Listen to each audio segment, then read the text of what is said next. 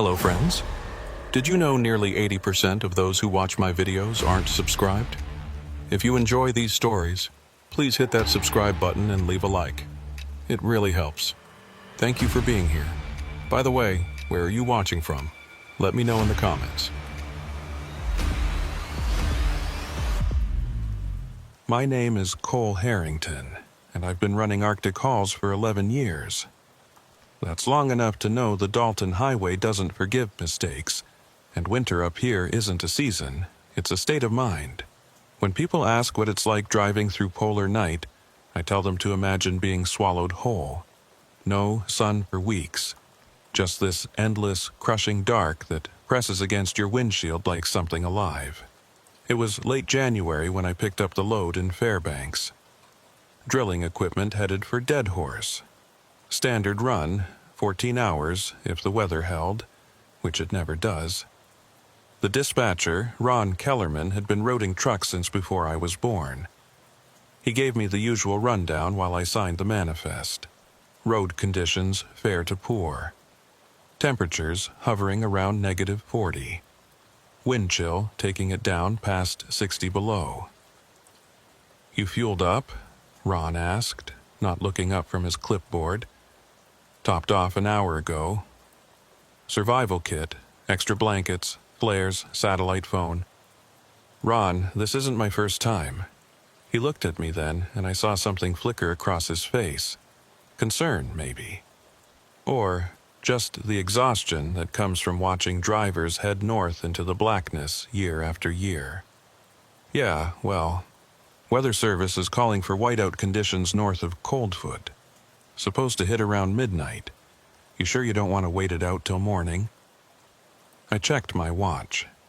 It was already past 2 in the afternoon, which meant it had been dark for hours and would stay that way until March. "I'll be through the pass before it hits. I know the road." Ron nodded slowly, like he'd heard that line before. Probably had. He handed me the paperwork and turned back to his radio without another word. I climbed into the cab, fired up the engine, and let it idle for a few minutes while the heater kicked in. The thermometer on my dashboard read -38. Outside, the air was so cold it felt like broken glass in your lungs. Fairbanks disappeared behind me within minutes, swallowed by the kind of darkness you don't get anywhere else. No streetlights, no houses.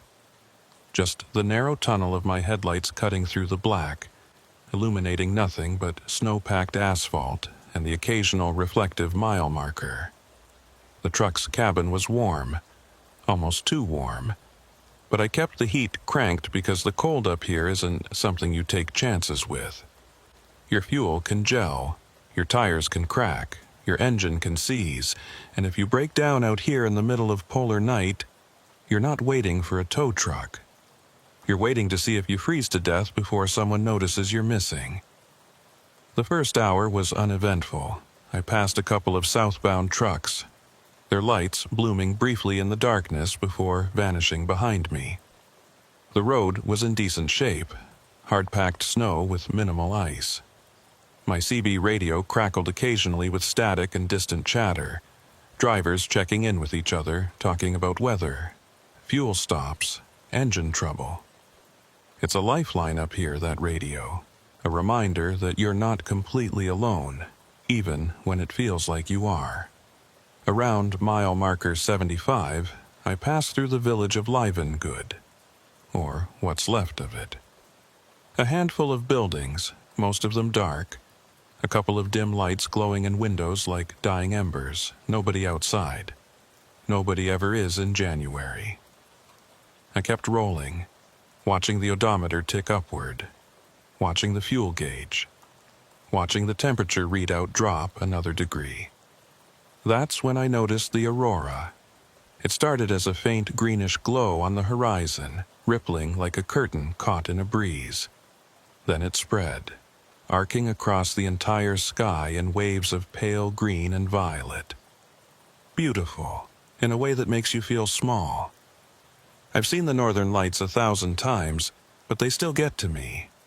There's something about them that doesn't feel quite natural, like the sky is showing you something it's not supposed to. I rolled down the window just a crack, letting the cold air rush in, sharp and clean. The aurora pulsed overhead, silent and strange. For a moment, I forgot about the road, forgot about the schedule, forgot about the whiteout forecast. I just watched. Then the CB crackled. "Northbound traffic, this is Unit 79er. Anyone out there?" I grabbed the handset. "This is northbound Unit 42. Go ahead, 79er. Static. Then a voice, faint and distorted. "You coming up on the Yukon River crossing?" "About an hour out. Why, what's up?" More static. The voice came back, clearer this time. "Just, be careful up there. Road's been weird tonight." I frowned. "Weird how?" No response. Just the hiss of empty air. I waited, watching the radio, but the voice didn't come back. I keyed the mic again. 79er, you still there?" Nothing. I hung the handset back on the clip and kept driving. Weird wasn't a word you wanted to hear on the Dalton, but it also wasn't unusual. Guys got spooked out here. The darkness, the isolation, the cold. It messed with your head if you let it. I'd heard stories, drivers seeing things that weren't there, lights in the distance that never got closer, voices on the radio that shouldn't exist. I didn't put much stock in it. The mind plays tricks when you're tired and alone. But I couldn't shake the feeling that something had shifted. The aurora was brighter now, casting a pale, sickly glow over the snow. The road ahead looked different somehow, flatter, smoother, like the texture had been erased. I slowed down just a little and tightened my grip on the wheel. My headlights swept across the mile marker, 98. I made a mental note. Another 70 miles to Coldfoot, where I could stop for fuel and coffee and a few minutes of human contact before pushing on to Dead Horse. That's when I saw the first sign. It was small, easy to miss. A wooden post on the side of the road, half buried in snow, with a hand-painted arrow pointing west. No words, no indication of what it was marking. Just an arrow. I'd driven this road more times than I could count, and I'd never seen that sign before. I told myself it was nothing. Someone's hunting trail, maybe, or an old access road to a mining camp. The Dalton was littered with remnants of abandoned projects, forgotten infrastructure, the bones of failed ventures. But something about that arrow bothered me. It looked fresh. The paint wasn't faded, the wood wasn't rotted. I kept driving. The temperature kept dropping. -42, -45. The air felt heavier, thicker, like the cold was pressing in from all sides. The aurora twisted overhead, no longer beautiful, just unsettling. And then the wind picked up. It started as a low moan, barely audible over the rumble of the engine. Then it grew, building into a sustained howl that shook the cab. Snow began to lift off the ground, swirling in dense clouds that blurred the road ahead. I could still see, but just barely. The visibility dropped to maybe 50 feet, then 30, then less. Whiteout. I eased off the gas, slowing to a crawl. My headlights were useless now, just reflecting back at me in a wall of white. I couldn't see the road, couldn't see the mile markers, couldn't see anything. All I could do was keep the wheel steady and hope I was still on the pavement. That's when I felt it. A change, subtle, but unmistakable. The road beneath me felt wrong, too smooth, too flat, like I drifted onto something that wasn't asphalt. I hit the brakes gently, bringing the truck to a stop, and sat there in the roaring silence listening to the wind scream. The CB crackled again. "Northbound, 42. I grabbed the handset. "This is 42. Who's calling?" Static, then faint and distorted. "Turn around." My blood went cold. "Say again?"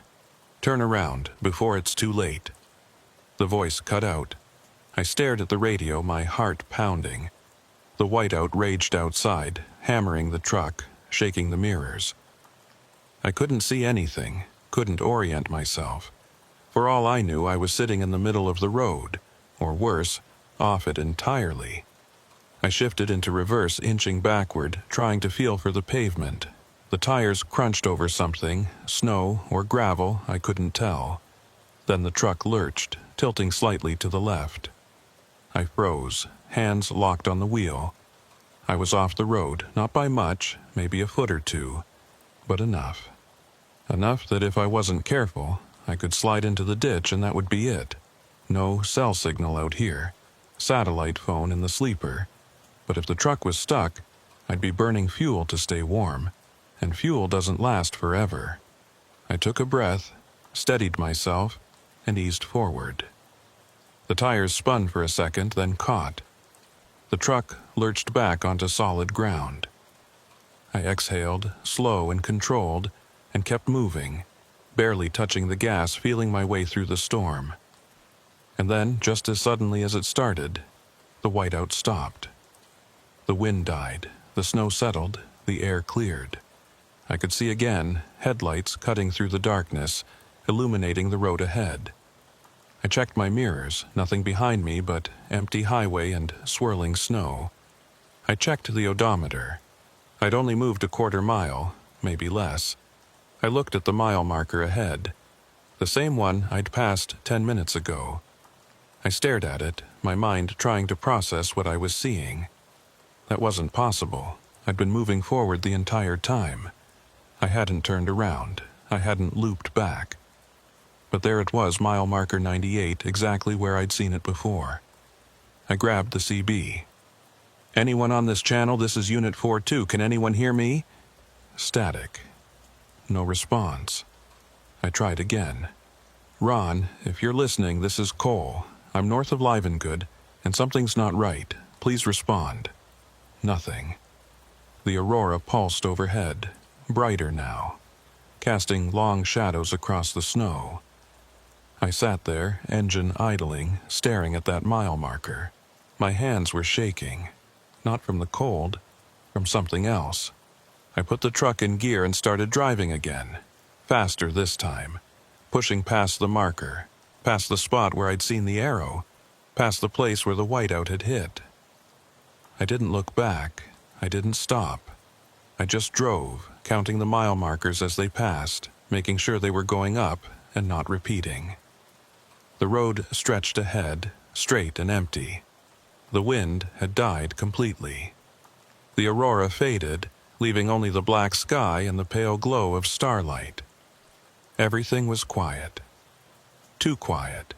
And that's when I saw the shack. It appeared on the left side of the road, barely visible in the darkness, a small wooden structure, maybe 10 feet by 10 feet, with a single window and a door. No lights inside, no smoke from the chimney, just a building, sitting there in the middle of nowhere where no building should be. I slowed down, staring at it. I'd driven this road dozens of times. There was no shack at mile 115.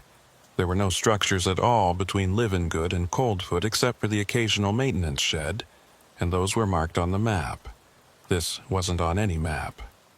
I pulled over, letting the truck idle, and grabbed my flashlight.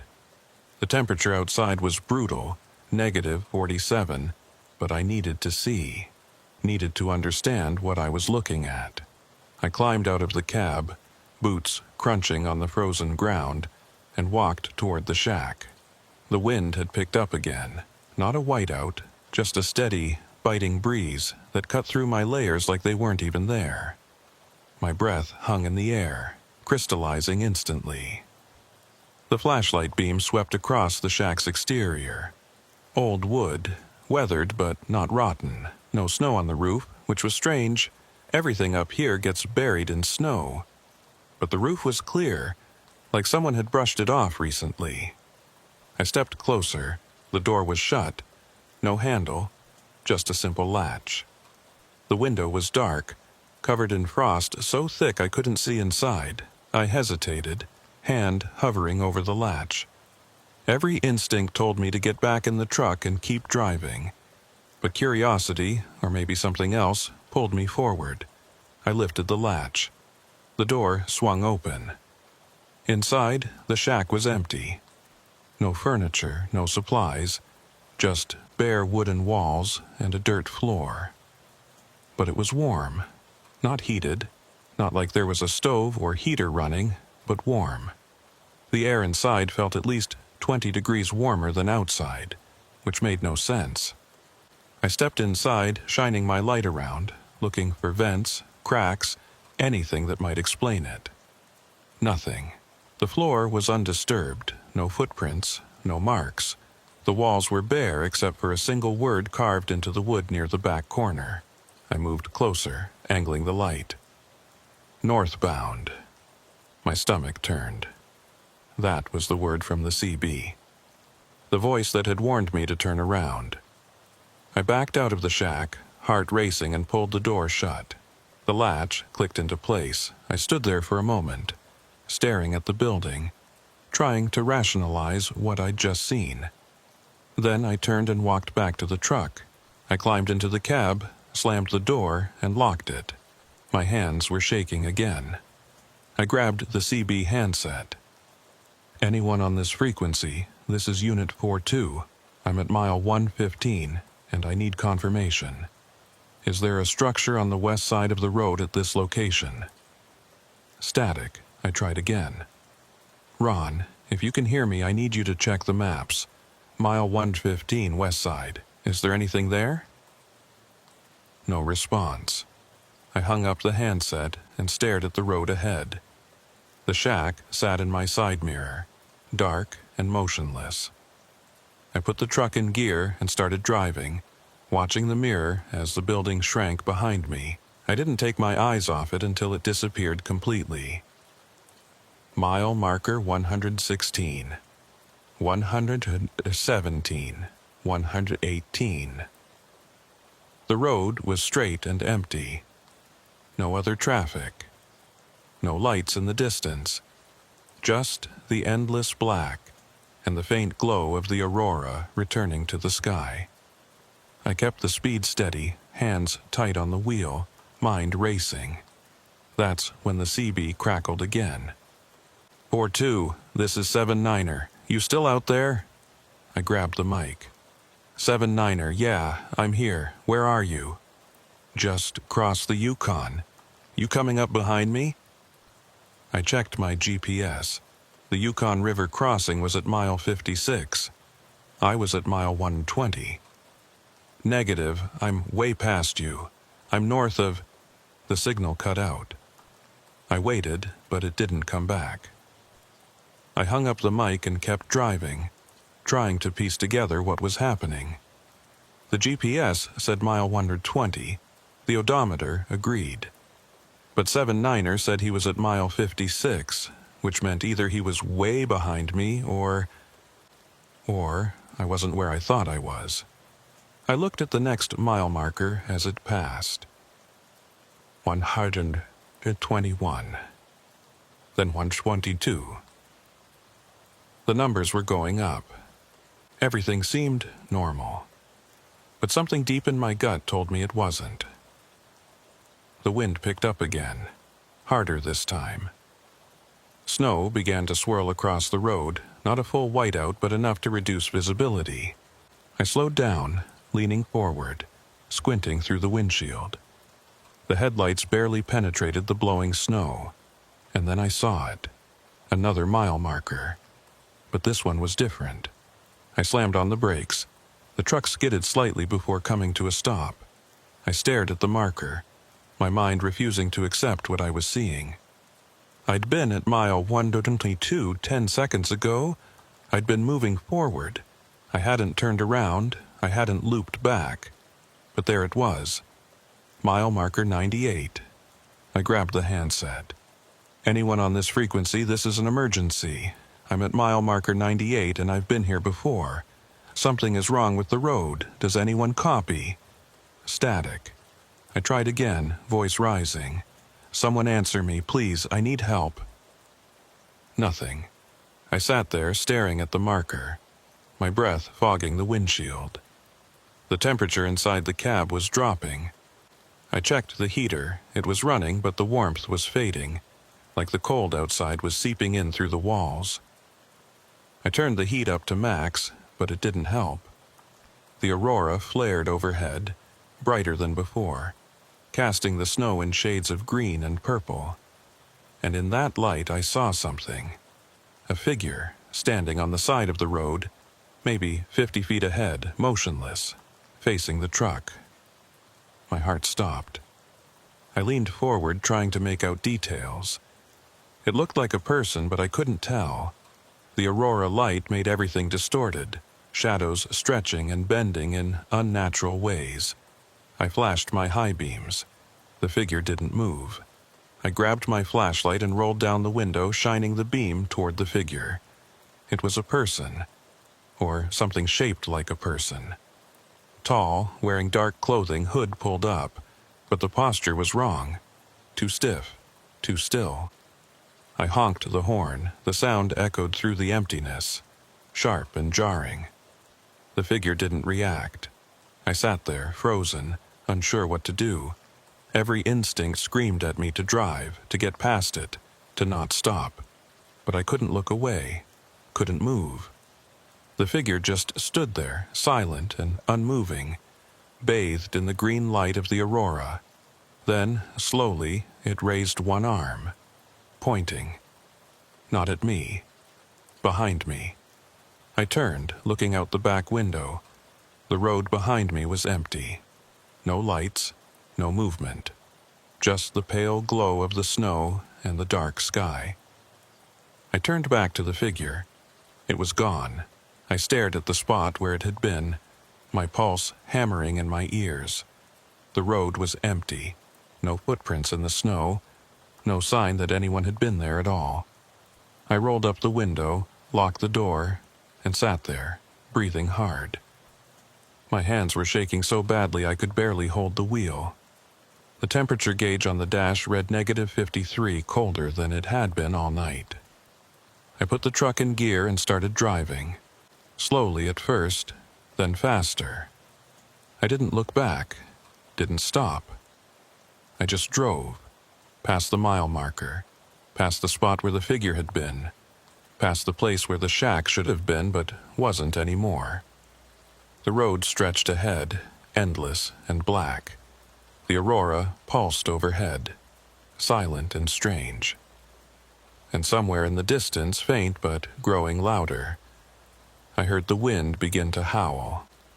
I drove for what felt like hours. The odometer kept ticking. The mile markers kept passing, but nothing looked right. The road was the same. The snow was the same. The aurora overhead was the same. It was like I was stuck in a photograph, moving forward but never getting anywhere.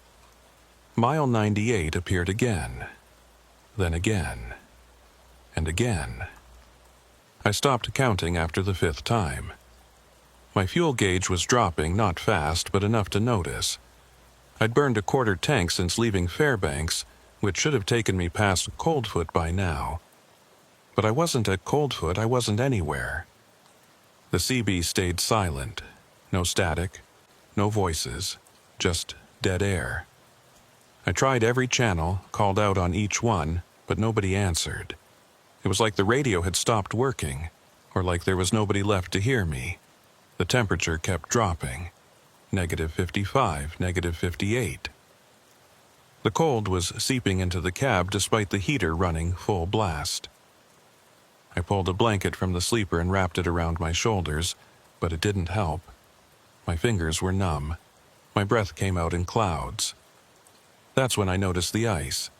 It was forming on the inside of the windshield, creeping inward from the edges in intricate patterns. Frost flowers, they call them. Beautiful in any other context. Terrifying when they start forming inside your cab. I cranked the defroster, but the ice kept spreading. Within minutes, my view was half obscured. The world outside reduced to a narrow tunnel of visibility. I scraped at it with my glove, but it just grew back, faster than I could clear it. I slowed to a crawl, leaning to the side to see through the clearest part of the windshield. The road ahead was barely visible, just a faint gray line between walls of snow. And then I saw them. Tracks. Tire tracks, fresh, cutting across the road and disappearing into the snowbank on the right side. I stopped, staring at them. They were wide, heavy-duty truck tires, the same size as mine. I looked at my side mirror. My own tracks stretched behind me, clear and unbroken. I looked ahead. The other tracks crossed the road from left to right, like someone had veered off and driven into the snow. I grabbed my flashlight and climbed out of the cab. The cold hit me like a wall, so intense it stole my breath. I pulled my hood tight and walked toward the tracks, following them with the flashlight beam. They led directly into the snowbank, deep ruts carved into the frozen surface. I followed them for maybe 20 feet, then stopped. The tracks ended. Not at a truck, not at a ditch, just ended. Like the vehicle had driven into the snow and vanished. I stood there staring, trying to make sense of it. Then I noticed something else. Footprints. Small, human-sized, leading away from the end of the tire tracks. They were deep, like someone had been running. I followed them with my light, tracking them across the snow toward the tree line. They stopped at the edge of the trees. No entry point. No continuation. Just stopped. I backed away, my heart pounding, and returned to the truck. I climbed into the cab, slammed the door, and locked it. My hands were so cold I could barely feel them. I turned the heater up again, even though I knew it wasn't helping. That's when I saw it in my side mirror, the shack. It was back. Same location, same appearance, sitting on the left side of the road where it had been before. But I'd driven past this spot 6 times. It hadn't been there. I stared at it, my breath fogging the mirror. The door was open now. Just a crack, but enough to see darkness inside. And as I watched, the door moved, not from the wind. It moved deliberately, slowly, like something was pushing it open from the inside. I didn't wait. I put the truck in gear and hit the gas, tires spinning briefly before catching. The truck lurched forward, and I drove, faster than I should have in these conditions. But I didn't care. I needed to get away from that shack, away from those tracks, away from whatever was happening. The road blurred past. Mile markers flashed by, too fast to read. The aurora overhead twisted and writhed, no longer beautiful, just alien. Wrong. The wind screamed, and the snow swirled, and the ice on my windshield grew thicker. Then I saw the lights. 2 points of white, far ahead, barely visible through the snow. Another truck heading south, toward me. I flashed my high beams, desperate for contact, for confirmation that I wasn't alone out here. The lights grew brighter, closer. I could make out the shape now, a big rig, same model as mine. It was moving fast, too fast for these conditions. I eased off the gas, pulling to the right to give it room. The truck roared past me, horn blaring. I caught a glimpse of the driver, hood up, face hidden, and on the side of the trailer, painted in faded letters, Harrington Freight. My company. My truck. I watched in the mirror as it disappeared behind me, the taillights fading into the snow. My hands were frozen on the wheel. My mind was spinning. That wasn't possible. I was driving my truck. There was only one unit out here, unless I'd been seeing myself. Seeing the loop from the outside. I slammed on the brakes, bringing the truck to a stop. I sat there, engine idling, staring at the empty road ahead. My breath was coming in short, sharp gasps. The temperature gauge read -61. That's when the CB crackled. 4-2, this is 7-9er. I'm at mile 98. You nearby? I grabbed the mic, my voice hoarse. 7-9er. Where are you coming from? South. Just left Coldfoot. Why? What's your position right now? Mile 98, like I said. You okay, 4-2? I looked at the mile marker ahead, mile 98. 7-9er. I'm at the same marker. I'm looking at it right now. Silence, then. That's not possible. I'm here. I'm looking at the road. You're not here. My stomach dropped. 7-9er. I need you to describe what you see. Snow. Road, Aurora. Nothing else. No trucks. I stared at the CB, my mind racing. 7-9er, do you see a shack? Small building, west side of the road? A long pause, then, negative. No structures. Just empty road. I hung up the mic and sat there, trembling.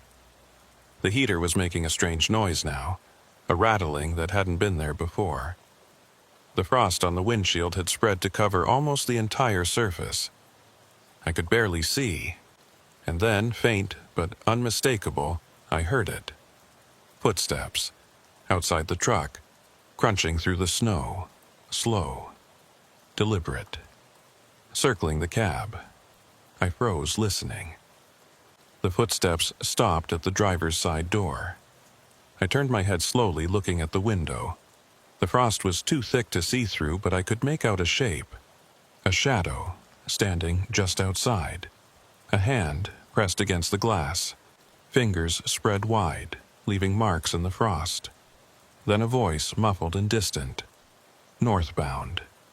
The same word from the CB. The same word carved in the shack. I didn't move. Didn't breathe. The hand slid down the glass, leaving smeared trails in the frost, then disappeared. The footsteps resumed, moving around the front of the truck, passing the passenger side, circling back to the rear. Then they stopped. I waited, listening. The wind howled. The aurora flared. But the footsteps didn't return. I counted to 60, slow and controlled, then grabbed my flashlight and the satellite phone from the sleeper. I climbed into the passenger seat, unlocked the door, and opened it just a crack. The cold rushed in, brutal and immediate. I shined the light outside. The snow around the truck was undisturbed. No footprints, no marks, nothing. I closed the door, locked it, and climbed back into the driver's seat. My hands were shaking so badly I could barely hold the phone. I powered it on, waiting for the signal. 1 bar, then 2. I dialed Ron's number. It rang, once, twice, then connected. Cole? Ron's voice, clear as day. Ron, I'm in trouble. Something's wrong with the road. I keep seeing the same mile marker. I need help. Cole, slow down. What's your position? Mile 98. I've been here for hours. I can't get past it. Silence, then. Cole, that's not possible. GPS shows you at mile 167. I looked at the mile marker outside. 98. Ron, I'm looking at it right now. It says 98. Cole, your tracker shows you just south of Coldfoot. You're almost there. You should be seeing lights by now. I stared at the phone, my mind spinning. Ron, there are no lights. There's nothing. Just snow and dark. Another pause. Cole, I need you to pull over and check your equipment. Your GPS might be faulty, but you need to get to Coldfoot. Your fuel is low. I know my fuel is low. I've been trying to get there. Cole, you're 15 miles out. Just keep driving. You'll see the lights soon. He hung up. I sat there, staring at the phone. 15 miles, mile 167. But the marker outside said 98. I started the engine and drove. I didn't look at the mile markers. Didn't check the mirrors. I just focused on the road ahead, on the narrow tunnel of visibility through the frosted windshield, and drove. And then, slowly, gradually, I saw them. Lights. Faint at first, just a glow on the horizon, then brighter, sharper. The lights of Coldfoot trucks stop, exactly where they should be. I pulled into the lot, killed the engine, and sat there, shaking. The other trucks were parked in neat rows, their cabs dark. The truck stop windows glowed warm and yellow, Everything looked normal, real. I climbed out, legs unsteady, and walked toward the building.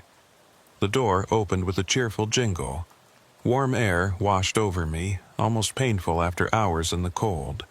A woman behind the counter looked up and smiled. "Rough night?" I nodded, not trusting my voice. "Coffee's fresh. Help yourself." I poured a cup, hands still trembling, and sat at a table near the window.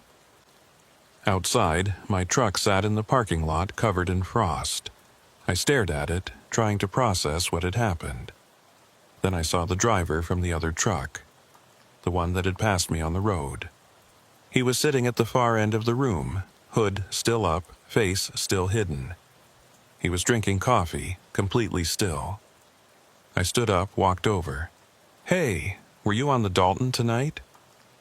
He didn't respond. "Hey," I said again, louder. "I saw you out there. You passed me." Slowly, he turned his head. The hood fell back. It was me. My face, my eyes, staring back at me. I stumbled backward, knocking over my coffee. The woman behind the counter looked up, concerned. "You okay?" I turned back to the table. It was empty. The man was gone. The coffee cup was gone, like he'd never been there. "Did you see?" I started, but the words died in my throat. The woman frowned. "See what, honey?" I shook my head, backing toward the door. "Nothing. I'm fine." I left the truck stop, climbed back into my cab, and locked the doors. I sat there, staring at my reflection in the rearview mirror, making sure it was real, making sure it was just me. I didn't sleep that night. I just waited for dawn, which I knew wouldn't come. I made it to Dead Horse 3 days later. The run should have taken 14 hours. It took me 72. I don't remember most of it, just driving, stopping, driving again. The whiteouts came and went. The road stretched on. The aurora danced overhead. When I finally delivered the load, the receiving clerk looked at his clipboard and frowned. "You're late." "I know. 3 days late. You have any idea how much this cost us?" I didn't answer. I just handed him the paperwork and walked back to my truck. Ron called an hour later, his voice tight with frustration. "Cole, what the hell happened out there?" "I got lost." "Lost? You've been running that road for 11 years. How do you get lost?" I didn't have an answer, not one that would make sense. "Your GPS log doesn't match your timeline," Ron continued. "According to the tracker, you made the trip in standard time. But you're 3 days late. It doesn't add up." "I know." "Cole, I need more than that. I need an explanation." I closed my eyes, leaning back against the seat. "I don't have one." He sighed. "Look, take a few days off. Get some sleep. We'll talk when you're back." He hung up. I sat there, staring at the empty parking lot. The sky was still dark. It would stay dark for another month. I thought about the shack, the figure, the footsteps, the face in the truck stop. None of it made sense. None of it could be explained. But I knew one thing. I wasn't going back. I drove south the next morning, taking my time, stopping every few hours, keeping the CB on, listening to other drivers' voices. Real voices. Human voices. Proof that I wasn't alone. When I reached Fairbanks, I turned in my keys. Ron didn't argue. He just nodded, like he'd seen this before. "You sure?" "I'm sure." "What are you going to do?" "I don't know. Something else. Anything else." He shook my hand. "Take care of yourself, Cole." I left the office and walked out into the parking lot. The aurora was starting to show, faint green ribbons on the horizon. I stood there watching it, feeling the cold seep into my bones. I never found out what happened on that road. Never got an explanation for the loop, the shack, the figure. The GPS log showed a normal run. The fuel consumption matched the distance. On paper, everything checked out. But I know what I saw, I know what I felt, and I know that somewhere north of Livengood, at mile marker 98, there's a shack that shouldn't exist. And if you ever find yourself out there, in the blackness, in the cold, and you see it, don't stop, don't go inside, and whatever you do, don't look in the mirror, because you might not like what looks back.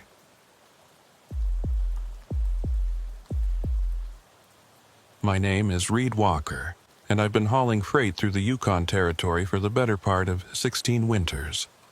That's long enough to know that the silence up here isn't really silence at all. It's something else, something that presses against your eardrums and makes you hyper-aware of every small sound. The tick of cooling metal, the whisper of wind through a crack in the door seal, your own heartbeat, amplified in the darkness until it sounds like distant thunder. February is the worst month. The coldest, the darkest, the most unforgiving.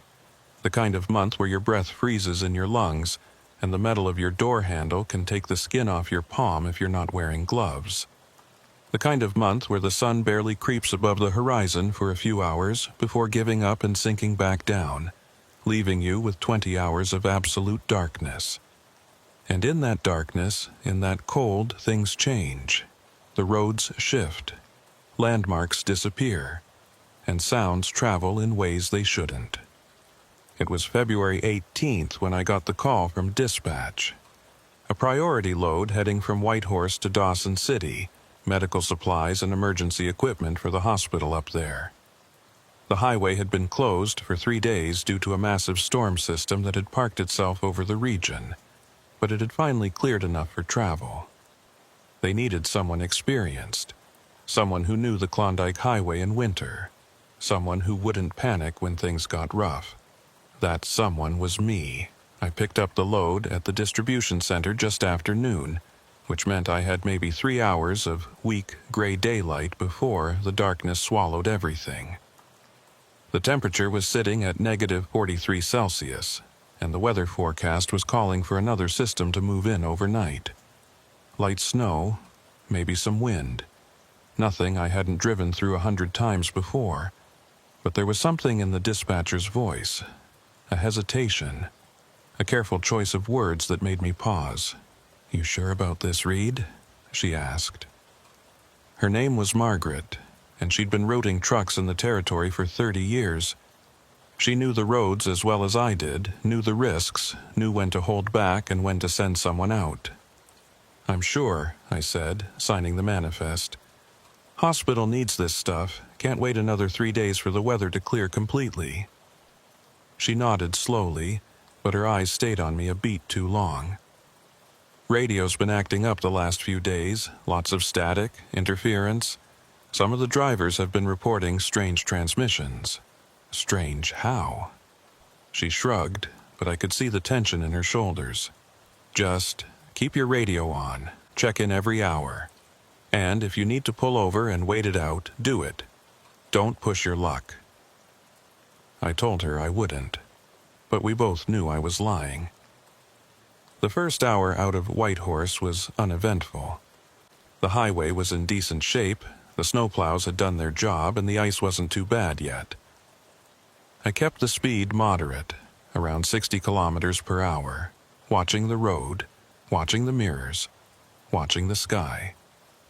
The light was already fading, that weak February sun giving up early, and by the time I passed the turnoff for CarMax, it was full dark.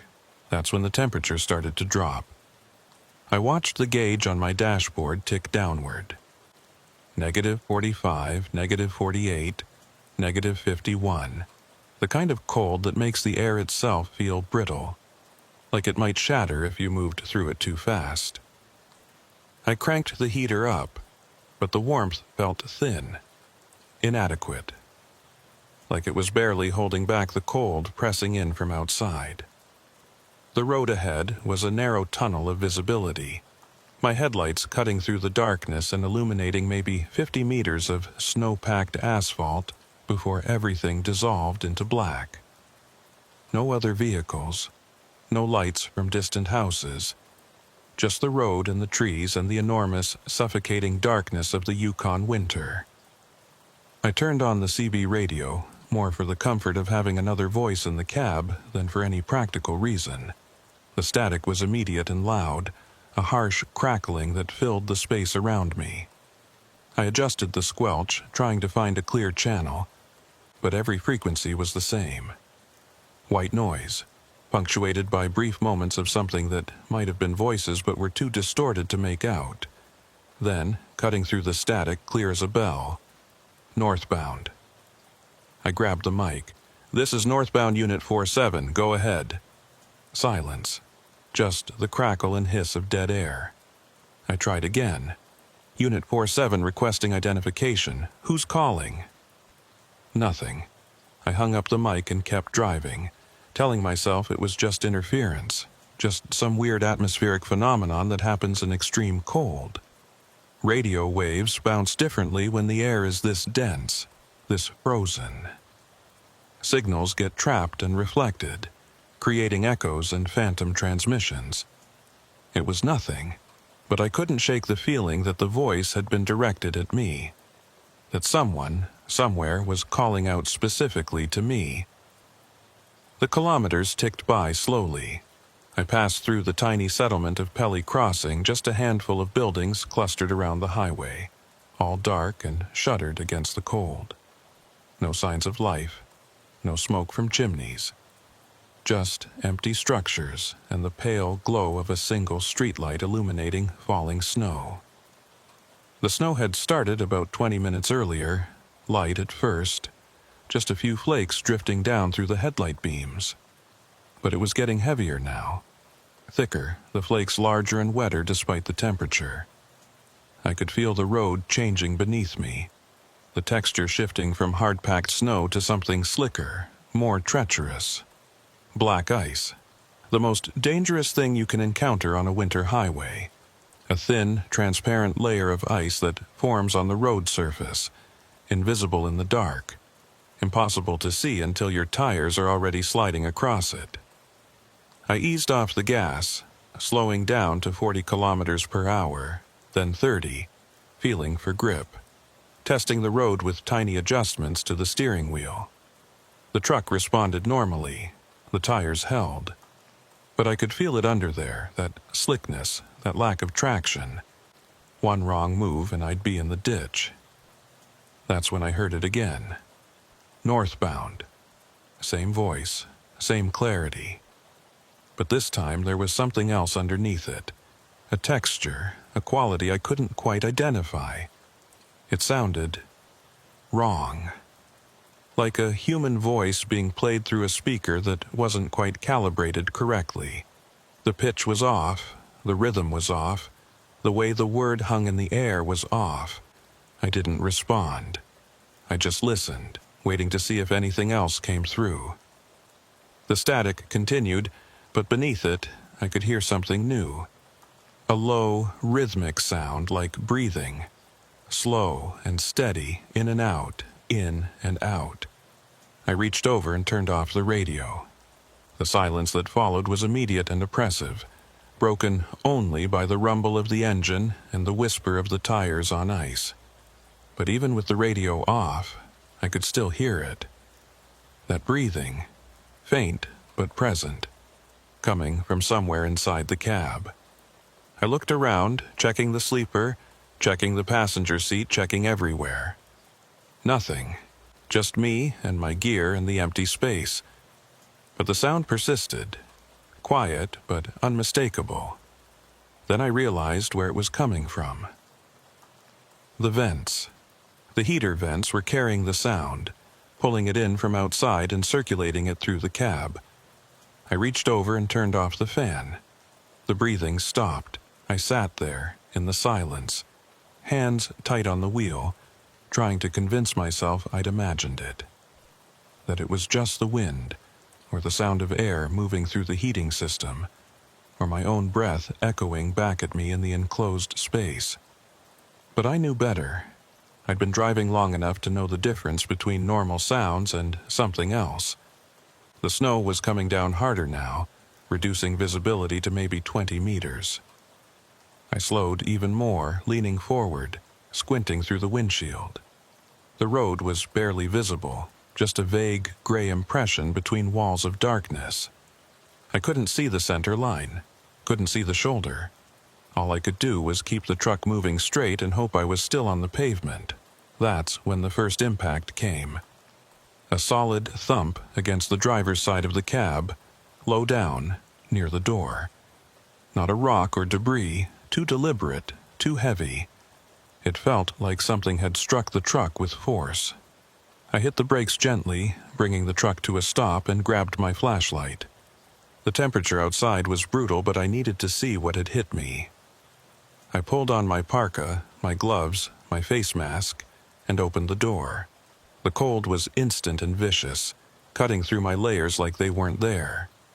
My breath froze in front of my face, crystallizing immediately. The snow was falling thick and fast, swirling in the beams of the truck's lights. I climbed down, boots crunching on the ice, and moved toward the side of the cab, shining my flashlight along the metal. No damage, no dents, no marks.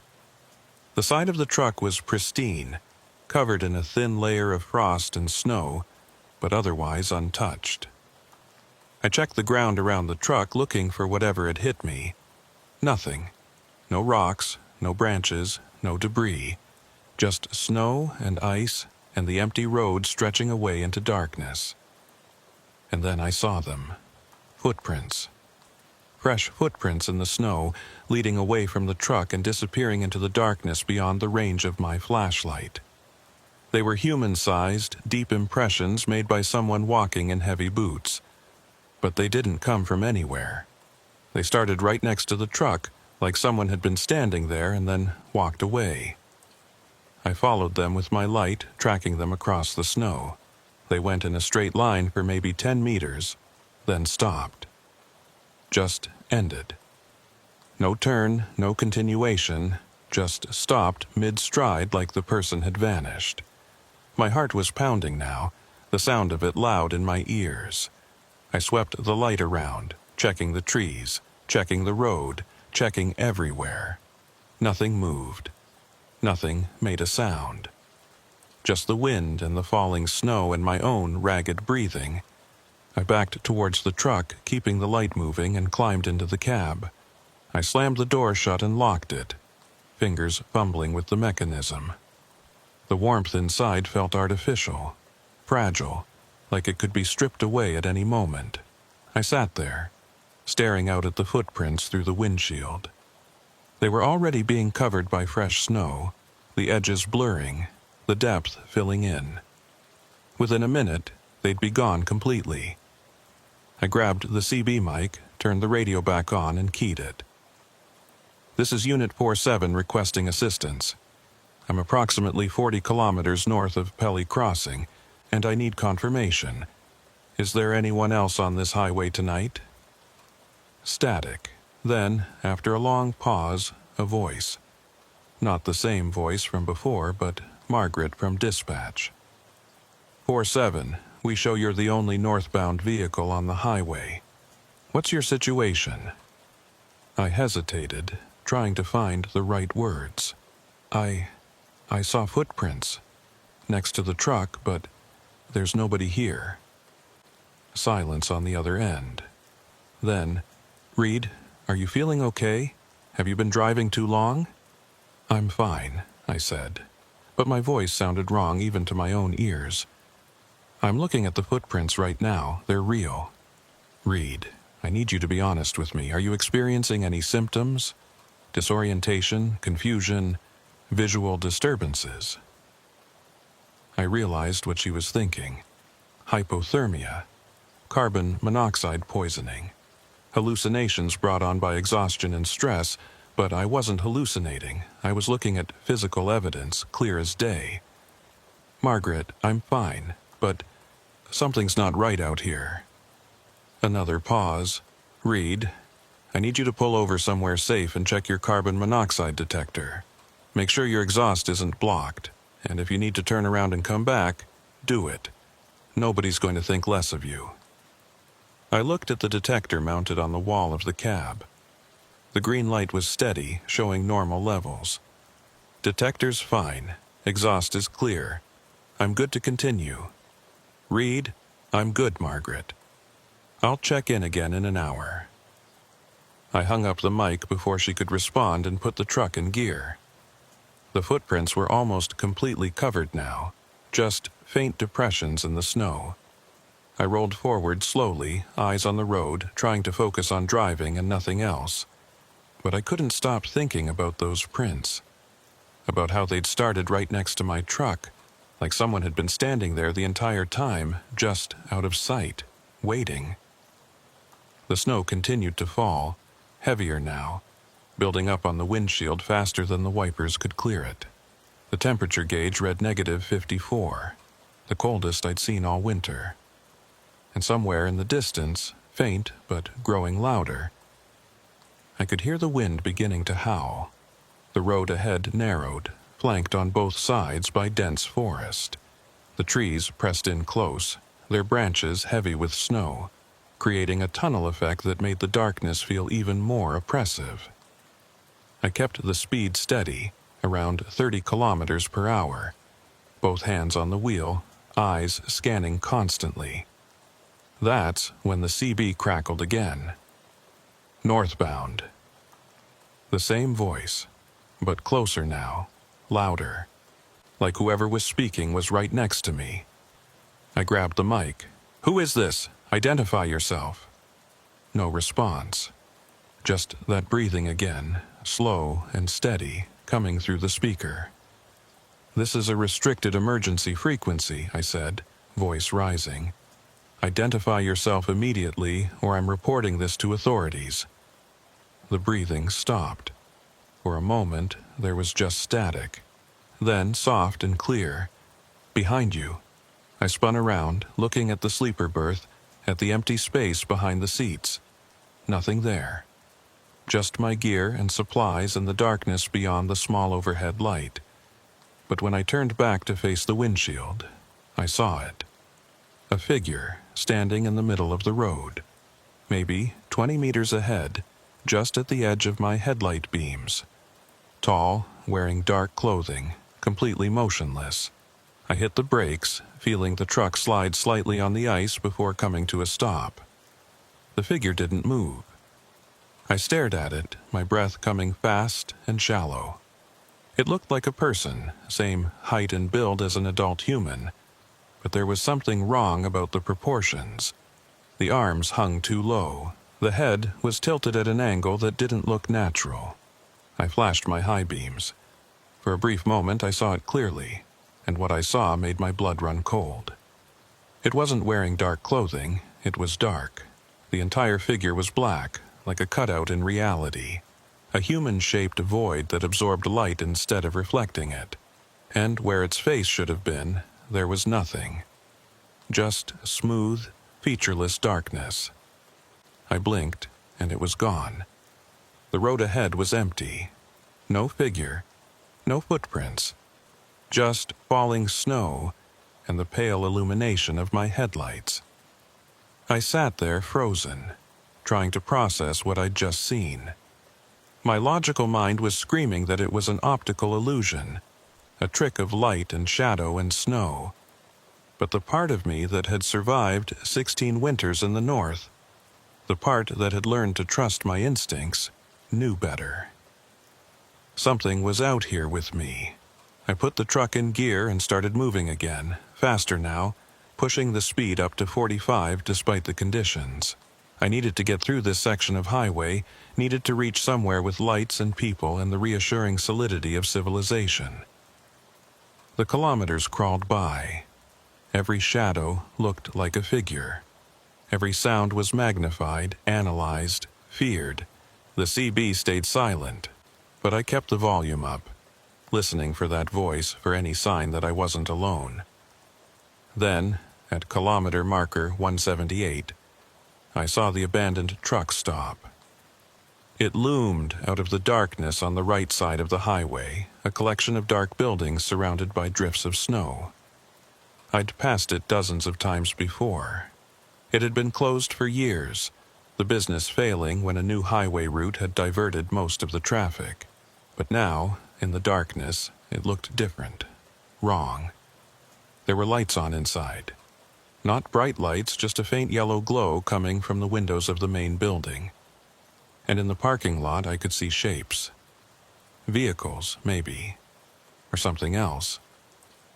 I slowed down, staring at the building as I approached. The logical part of my brain said to keep driving, to not stop, to get as far away as possible. But another part, the part that needed to know, that needed to understand what was happening, made me ease off the gas and pull into the lot. The building looked worse up close. The siding was rotting, the windows were cracked, and the roof sagged under the weight of accumulated snow. But the lights were definitely on, that strange yellow glow spilling out onto the snow. I parked the truck, keeping the engine running, and sat there, staring at the building. Through the grimy windows I could see movement, shadows shifting behind the glass, like people moving around inside. The CB crackled. "Northbound, come inside." I stared at the radio, then at the building. The voice was coming from in there. Someone inside was calling to me. Against every instinct, I grabbed my flashlight, pulled on my parka, and opened the door. The cold hit me immediately, but I barely noticed. I was focused on the building, on the lights, on finding out what the hell was going on. I walked across the parking lot, boots crunching on the ice, and approached the main entrance. The door was ajar, swinging slightly in the wind. I pushed it open and stepped inside.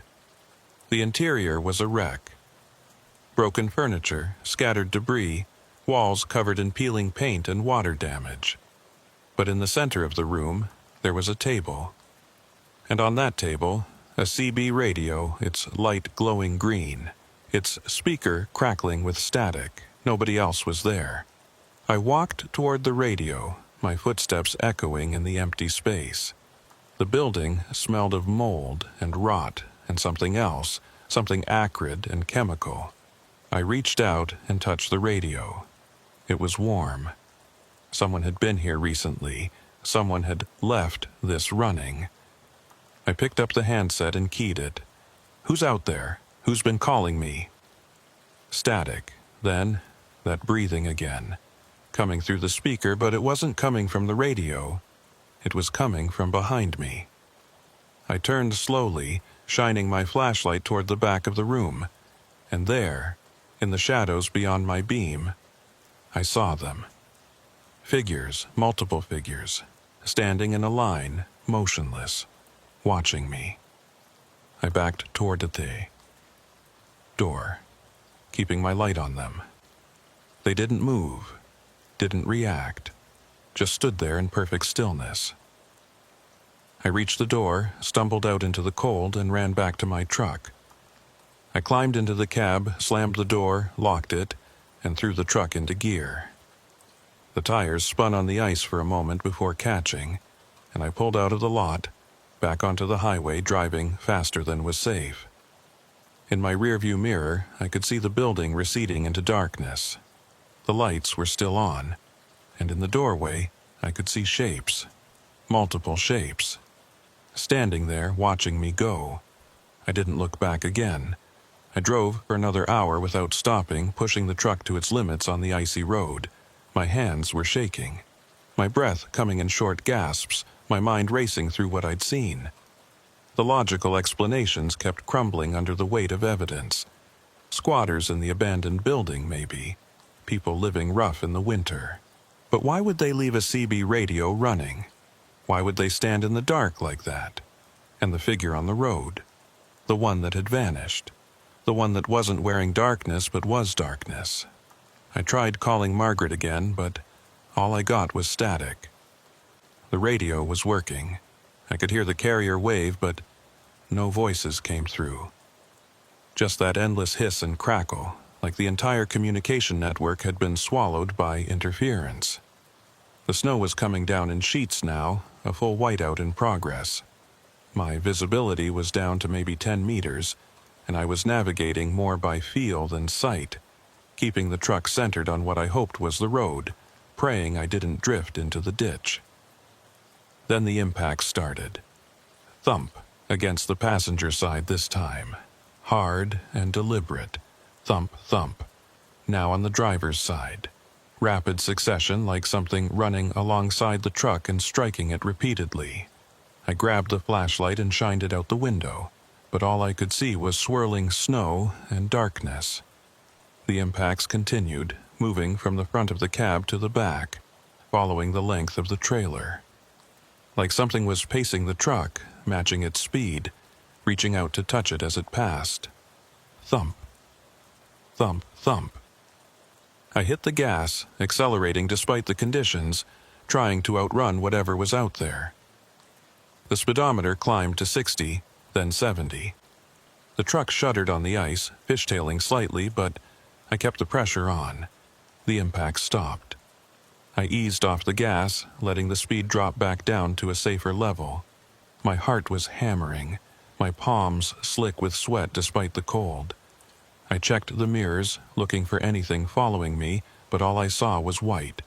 That's when the CB crackled again. "Northbound, stop!" I ignored it, keeping my eyes on the road. "Northbound, stop, please." There was desperation in the voice now, not threat, but pleading. Like whoever was out there needed me to stop, needed me to help. "Who are you?" I asked, keying the mic. "What do you want?" No response, just static. Then, breaking through the interference, a new voice. Female this time, younger, scared. "Please, we need help. We're stuck. We've been stuck for days." I felt my chest tighten. The trucker in me, the part that had been trained to help people in distress, warred with the part that had seen things tonight I couldn't explain. "Where are you?" I asked carefully. "Up ahead, kilometer 195. We're in the ditch. Please, it's so cold." I checked my GPS. I was at kilometer 188. 7 kilometers to go. 7 kilometers to decide whether I was driving into a trap or toward people who genuinely needed help. "How many are you?" I asked. Static. Then, 4, 2 adults, 2 children. Our vehicle broke down. The heater stopped working. We've been trying to signal for help, but nobody's come. 2 children. The words hit me like a physical blow. If there were kids out there, kids in distress, I couldn't just drive past. No matter what I'd seen, no matter what my instincts were telling me. "I'm coming," I said. "Hold tight, 7 minutes." I pushed the speed up again, carefully, watching the road, counting down the kilometers. 9, 190, 191. R1. The snow was starting to lighten, the whiteout breaking up into scattered flurries. I could see further now, maybe 20 meters. Then I saw them, or rather, I saw the lights. Hazard lights flashing on the right side of the road, partially buried in the snow. A vehicle, nose first in the ditch, exactly where the voice had said. I pulled over, set my own hazards, and grabbed my emergency kit. Heavy parka, blankets, first aid supplies, flares. I climbed out of the cab and approached the vehicle, flashlight cutting through the falling snow. It was an SUV, relatively new, with Yukon license plates. The hood was crumpled from the impact with the snowbank, and the windshield was covered in frost. I could see shapes inside, motionless. I knocked on the driver's window. "Hello? Can you hear me?" No response. I tried the door. It was unlocked. I pulled it open and the interior light flickered on. The vehicle was empty. No people, no adults, no children. Just empty seats and a CB radio mounted on the dash, its light glowing green. I backed away, my breath fogging in the cold air. The radio crackled. "Northbound." I ran back to my truck, threw the door open and climbed inside. I locked the doors, put the truck in gear, and accelerated away from the abandoned SUV. In my mirror, I could see the hazard lights still flashing, growing smaller, then disappearing as I rounded a curve. My hands were shaking so badly I could barely hold the wheel. Someone had set that up. Someone had called me on the CB, used a woman's voice, mentioned children, all to get me to stop. But why? What did they want? I grabbed my own CB mic and keyed it, broadcasting on the emergency channel. This is Unit 47 broadcasting in the clear. There is a situation on the Klondike Highway, kilometer 195. Abandoned vehicle in the ditch, possible distress call that was faked. I am proceeding north. If anyone can hear this, please respond. Static. Just endless static. Then, cutting through. Behind you. I looked in the mirror. The road behind me was empty. Just a tunnel of darkness beyond the reach of my taillights. Behind you, the voice repeated. Clearer now, urgent. I adjusted the mirror, angling it to see further back, and there, at the very edge of visibility, I saw them. Lights. Headlights. Approaching fast. A vehicle was coming up behind me, moving at a speed that was reckless for these conditions. I could see it now, a large truck, similar to mine, closing the distance rapidly. I sped up, trying to maintain some space, but the other vehicle kept pace. It was right on my tail now, high beams on, filling my mirrors with blinding light. Then it pulled alongside me. I glanced over, trying to see who was driving, but the other cab was dark. No interior lights. No visible driver. Just a massive shape moving in parallel with me, matching my speed exactly. The CB crackled. Northbound. The voice was coming from the other truck. I was certain of it now. "What do you want?" I shouted into the mic, not caring if anyone else heard. The other truck edged closer, narrowing the gap between us. We were side by side on the highway, two massive vehicles racing through the darkness at 70 kilometers per hour. Then it swerved toward me. I yanked the wheel to the right, barely avoiding collision. My truck shuddered as the right side tires caught the shoulder, then pulled back onto the pavement. The other vehicle swerved with me, staying parallel, like it was hurting me somewhere. "Northbound, turn here." I saw it ahead, a turnoff, barely visible, marked by a small reflective sign. The other truck was pushing me toward it, forcing me to take the exit. I had a choice: fight for control of the highway, risk a collision at high speed on ice, or take the turnoff and see where it led. I took the turnoff. The other truck didn't follow. It continued north on the main highway, its lights disappearing into the distance within seconds. I slowed down, bringing the truck to a crawl on the narrow side road. My GPS had lost signal. My radio was dead. I was completely alone, on a road I didn't recognize, in the middle of the Yukon wilderness.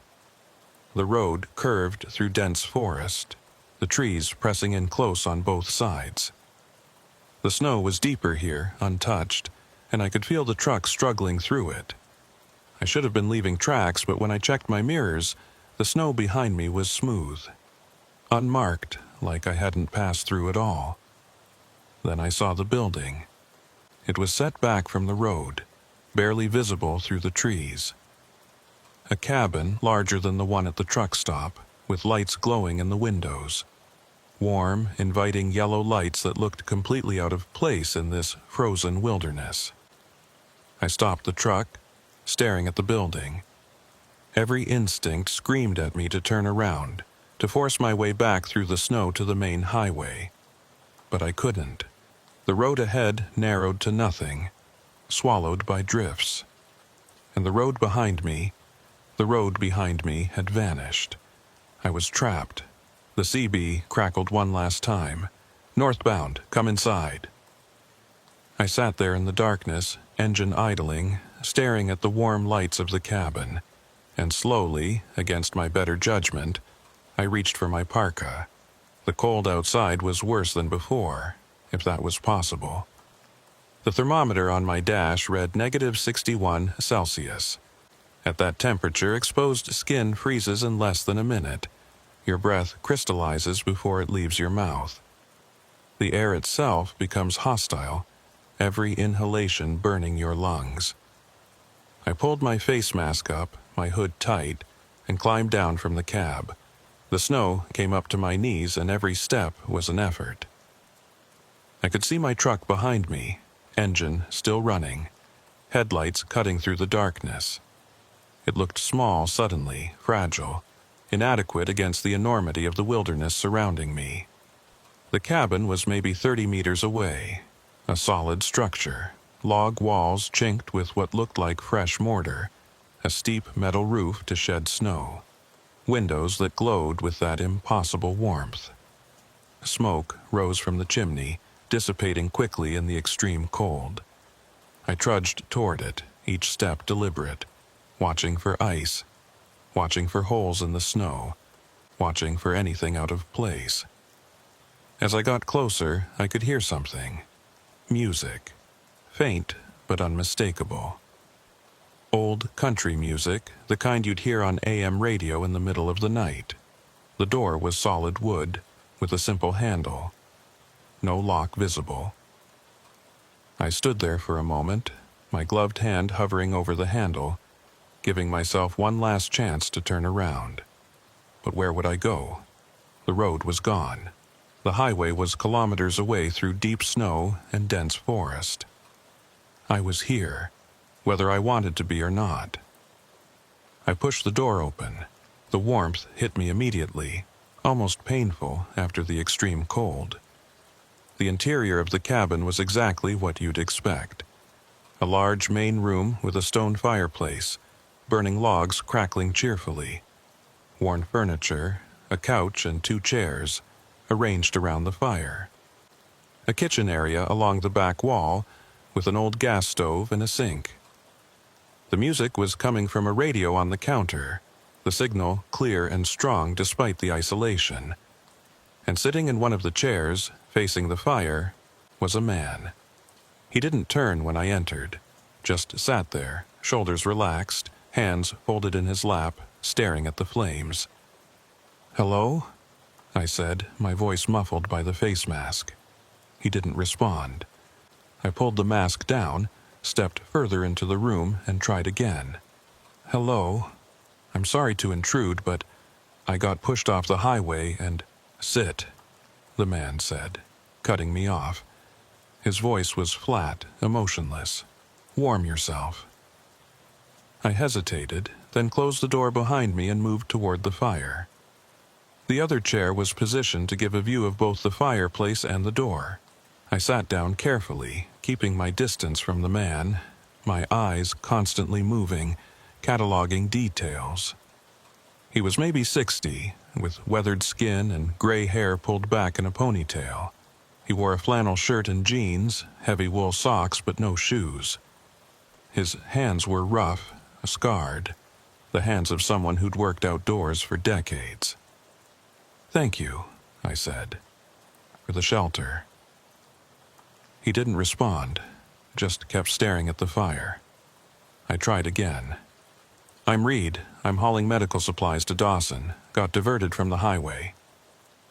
Nothing. The silence stretched out, broken only by the crackling of the fire and the faint sound of the radio. I was starting to think he couldn't hear me or wouldn't respond when he finally spoke. "You shouldn't have come here."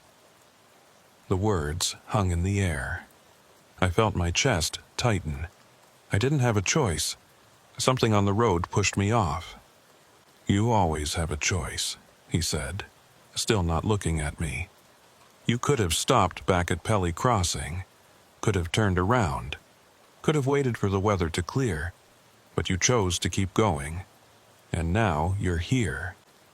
"I didn't choose this," I said, anger creeping into my voice. "I was forced off the highway by another truck. My GPS is dead. My radio is dead. I don't even know where I am." Finally, he turned to look at me. His eyes were pale blue, almost colorless. and they held an expression I couldn't read. Not hostile, but not friendly either. Just assessing. "You're where you were always going to end up," he said. "The road doesn't make mistakes." I stood up, my hand moving instinctively towards the door. "I don't know what you're talking about, but I need to get back to the highway. Can you tell me which direction?" "Sit down," he said, and there was something in his voice that made me obey. A command, or maybe a warning. "You're not leaving tonight. The storm is getting worse, and there are things in the woods that you don't want to meet in the dark." I sat back down, my mind racing. What things? He turned back to the fire. "You've seen them already. On the road, at the truck stop, following you. They've been with you since you left Whitehorse." My blood ran cold. "How do you know about that?" "Because I see them too," he said quietly. "Everyone who comes through here sees them. The voices on the radio, the footprints in the snow, the figures that watch from the darkness. They're always here, always waiting." "Waiting for what?" He was quiet for a long moment. "Then, for people like you. People who think they can outsmart the winter. People who push too hard, who ignore the warnings, who believe they're strong enough to handle whatever the North throws at them. The wilderness doesn't care about your strength. It doesn't care about your experience. It takes everyone eventually."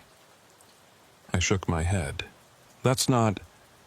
I've been driving these roads for 16 years. I know how to handle winter." "Do you?" He turned to look at me again, and this time there was something like pity in his eyes. "Then, why are you here? Why did you stop at that truck stop?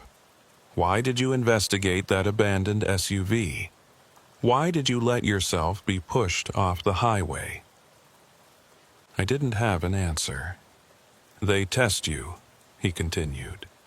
"They show you things, impossible things, and they watch to see what you do. Most people run.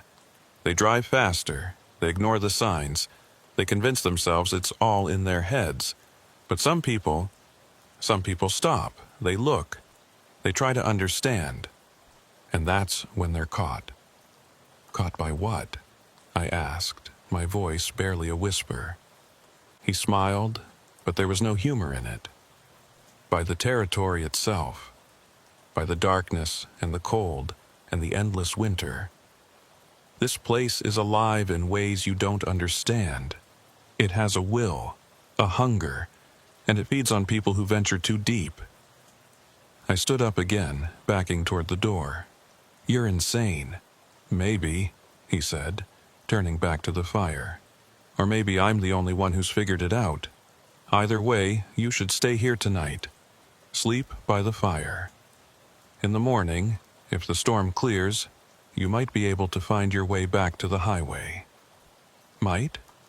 "Some people make it back," he said quietly. "Most don't." I reached for the door handle, my hand shaking. "I'm leaving. I'll take my chances with the storm." "You'll die out there," he said, without turning around. "The temperature is dropping. By midnight, it'll be -70. Your truck will freeze, your fuel will gel. You'll last maybe an hour before hypothermia takes you." I hesitated, my hand on the handle. He was right. I knew he was right. Going out into that cold, in the dark, with no clear direction, was suicide. But staying here with this man and his impossible stories. "What are you?" I asked. "Are you one of them?" He laughed, a dry, bitter sound. "No, I'm just someone who made the same mistake you did. I came here 20 years ago. Had a load to deliver, thought I could beat the weather. Got pushed off the highway, found this cabin, and I've been here ever since." 20 years? I stared at him. "That's impossible. Someone would have looked for you. Dispatch would have sent search parties." "They did," he said. "But they never found me because this place doesn't exist on any map. It's not part of the world, you know. It's something else, something in between. I couldn't process what he was saying. It was too much, too far outside the realm of possibility, but I also couldn't ignore the evidence. The road that had vanished, the GPS that had stopped working, the cabin that appeared out of nowhere in the middle of the wilderness. I let go of the door handle and moved back toward the fire. "In the morning," I said. "I'm leaving in the morning." "Maybe," he said again. And then he was quiet, staring into the flames, lost in thoughts I couldn't begin to imagine. I sat there for hours, watching the fire burn down, listening to the wind howl outside, feeling the cold press against the walls despite the warmth of the room. The man never moved, never spoke again. The radio continued to play, cycling through stations that shouldn't exist, playing music from decades past. Eventually, exhaustion won. I pulled my parka around me, leaned back in the chair, and closed my eyes. Just for a moment, I told myself. Just to rest. When I opened them again, the fire had gone out. The room was dark, and the man was gone. I sat up, my heart hammering. The only light came from the windows, that pale gray, pre-dawn light that barely penetrated the darkness. The radio was silent. The cabin was freezing, the temperature inside barely warmer than outside. I stood up, my joints stiff, my breath visible in the air. The door to the cabin was open, swinging slightly in the wind. Snow had blown in, creating a drift across the floor. I approached the door cautiously, looking out at the wilderness beyond. The storm had passed. The sky was clear, showing the first hints of dawn.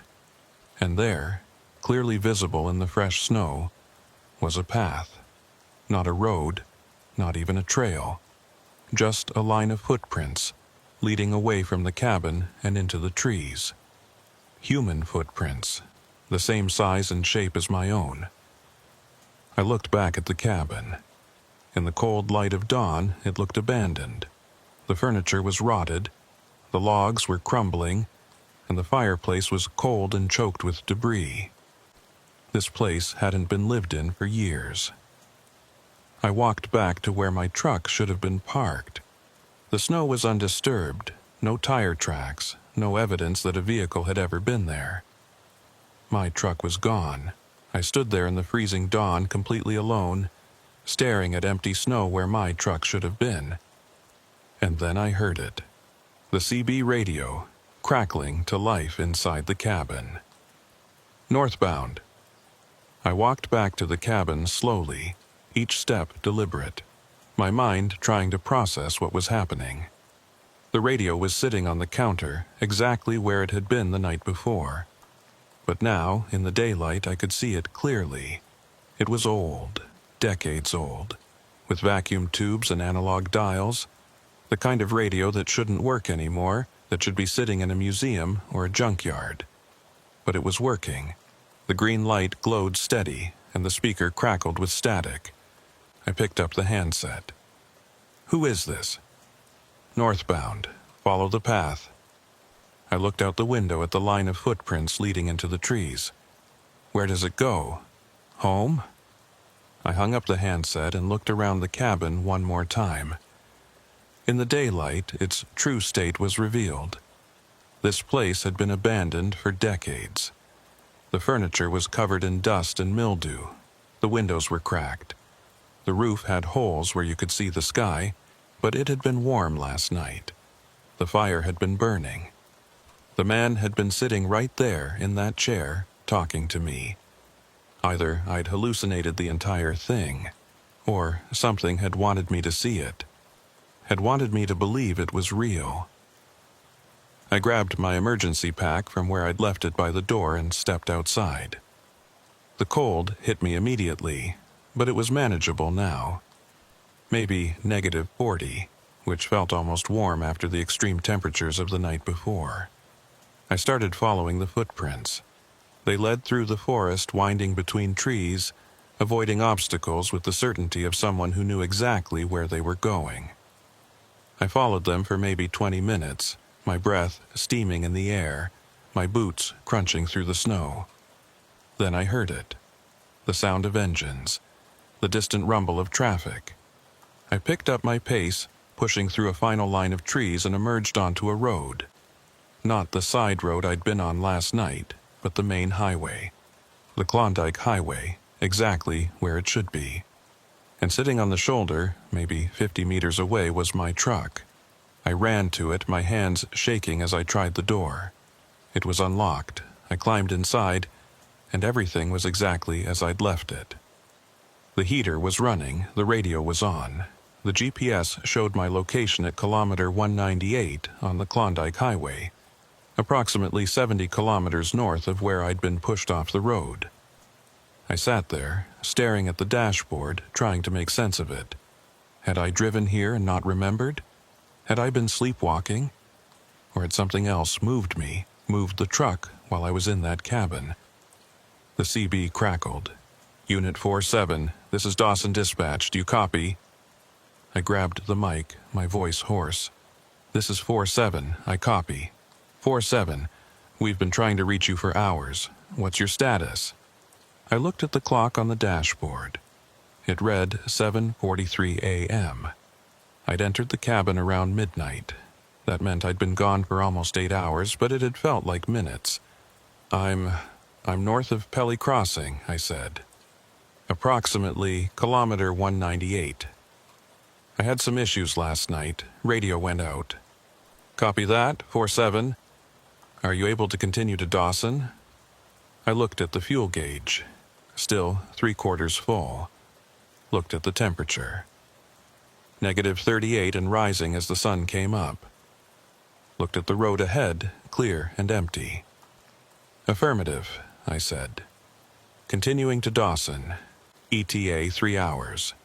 Copy, 47. Safe travels. I hung up the mic and put the truck in gear. I pulled onto the highway and started driving north, my hands steady on the wheel, my eyes on the road. I didn't look in the rearview mirror, didn't want to see if something was following me, didn't want to know if the forest behind me was empty or if shapes were moving between the trees. I just drove. The rest of the journey was uneventful. The sun rose higher, casting long shadows across the snow. The temperature climbed to a balmy -30. I passed other vehicles, southbound trucks heading back to Whitehorse, and I waved to them like everything was normal. I reached Dawson at 11:15 a.m. and delivered the load without incident. The receiving clerk checked me in, looked at the manifest, and signed off on everything. Rough trip? He asked, noting the ice buildup on my truck. You could say that, I replied. I called Margaret from the truck stop in Dawson, and she patched me through to the main office. Reed, what the hell happened out there? We lost contact with you for 8 hours. Radio problems, I said. Some kind of interference, couldn't get through. Reed, your GPS tracker shows you stopped at kilometer 145 for 6 hours. Just sitting there. We were about to send a search team. I looked at my logbook. According to my notes, I'd been moving the entire time. But if the GPS said I'd been stationary... I don't know what to tell you, I said. I kept driving. Maybe the tracker malfunctioned. She was quiet for a moment. Then, Reed, are you okay? Do you need some time off? I'm fine, I said, but I wasn't sure if I believed it. I stayed in Dawson for 2 days, sleeping in a motel, trying to convince myself that what had happened was explainable. Atmospheric interference, carbon monoxide exposure, exhaustion-induced hallucination. There were rational explanations for everything. But I couldn't explain the footprints, couldn't explain how my truck had moved 70 kilometers while I was in that cabin. Couldn't explain the man who'd been there and then wasn't. On the 3rd day, I loaded up for the return trip to Whitehorse. Different cargo, different schedule, but the same road. The Klondike Highway, stretching south through the wilderness. I made it as far as kilometer 198 before I saw it. The turnoff, the same one I'd taken 3 nights before. The same narrow side road leading into the forest. I slowed down, staring at it. In the daylight, it looked innocuous. Just an old logging road, probably unused for years. Nothing unusual about it. But I could see the tracks, truck tracks, leading off the highway and disappearing into the trees. Fresh tracks made recently, made by a vehicle the same size as mine. I stopped on the shoulder, engine idling, staring at those tracks. Part of me wanted to follow them, to drive back to that cabin and demand answers, to find the man and make him explain what had happened. But a larger part, the part that had survived 16 winters in the north, told me to keep driving, to leave it alone, to never come back. I put the truck in gear and continued south. I didn't look back, didn't check the mirror. I just drove, keeping my eyes on the road, my hands on the wheel, my mind focused on getting home. I made it to Whitehorse without incident. Delivered the load, filed my reports, and collected my pay. And then I turned in my resignation. Margaret tried to talk me out of it. Said I was one of their best drivers, said I knew the roads better than anyone. But I was done. Done with the Klondike. Done with the darkness and the cold and the things that moved in the spaces between the trees. I moved south. Took a job running freight through British Columbia and Alberta. Warmer routes, busier highways, places where you're never more than an hour from civilization. Places where the darkness doesn't press so close, where the cold doesn't seep into your bones, where the voices on the radio are always human. But sometimes, late at night, when I'm driving through a particularly isolated stretch of highway, I'll hear it. Faint, barely audible over the static, but there. Northbound. And I'll check my mirrors, just to make sure nothing's following me, just to make sure I'm still on the road I think I'm on. Because I learned something in those frozen woods, in that impossible cabin, on that road that wasn't there. The North doesn't let go easily, and once it has your scent, once it knows you've seen what's hidden in the darkness, it never really stops calling.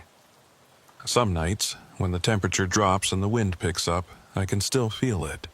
That pull, that voice on the radio whispering my name, telling me to turn around, to head north, to find that road again. And the worst part, the part that keeps me awake, is that some part of me wants to. Some part of me wants to drive back up that highway, take that turnoff, follow those footprints to wherever they lead. Because there are answers there, in that cabin, in that forest. Answers about what's really waiting in the darkness, about what happens to the people who never make it home. But I won't, because I know that if I go back, if I follow those voices one more time, I won't be coming home. I'll become like that man, sitting in that chair, staring at the fire, waiting for the next lost driver to stumble through the door. And that's the real horror of it. Not the voices, not the footprints, not the impossible cabin. It's knowing that I could have been him, that I almost was him. That the only thing that separates me from that fate is the choice I made to keep driving, to ignore the call, to leave those answers behind. The North is still out there, waiting. The voices are still calling. And somewhere on the Klondike Highway at kilometer 145 or 198 or some other random point that changes every time, there's a turnoff. And someone will take it. Someone always does.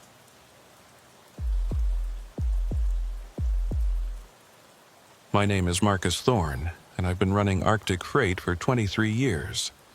That's almost a quarter century of ice roads, whiteouts, and temperatures that would kill most people in under an hour. I've seen trucks jackknife on black ice and slide 300 feet before coming to rest. I've seen fuel lines freeze solid in the middle of the night. I've seen drivers get stranded in their cabs for 4 days straight, burning their cargo to stay warm until rescue crews could reach them. The North doesn't care about your experience, your skill, or your preparations. It takes what it wants when it wants. But in all those years, in all those miles of frozen highway and endless darkness, I'd never been part of a convoy.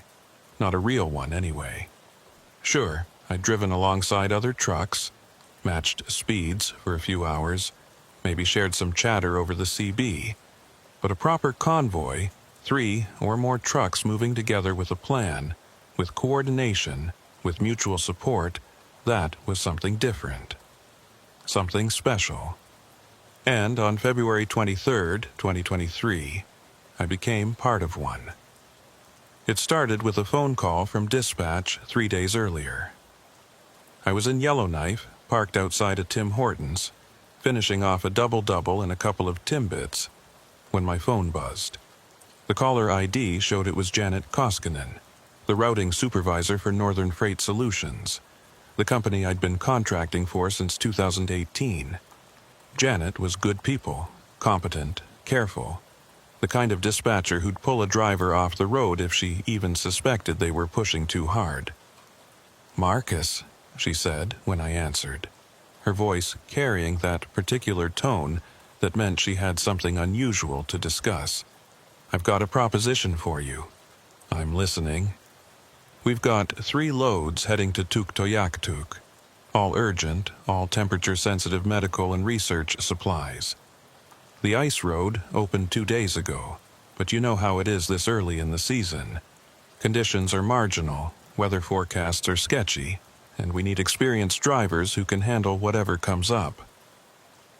I took a sip of my coffee, thinking it through.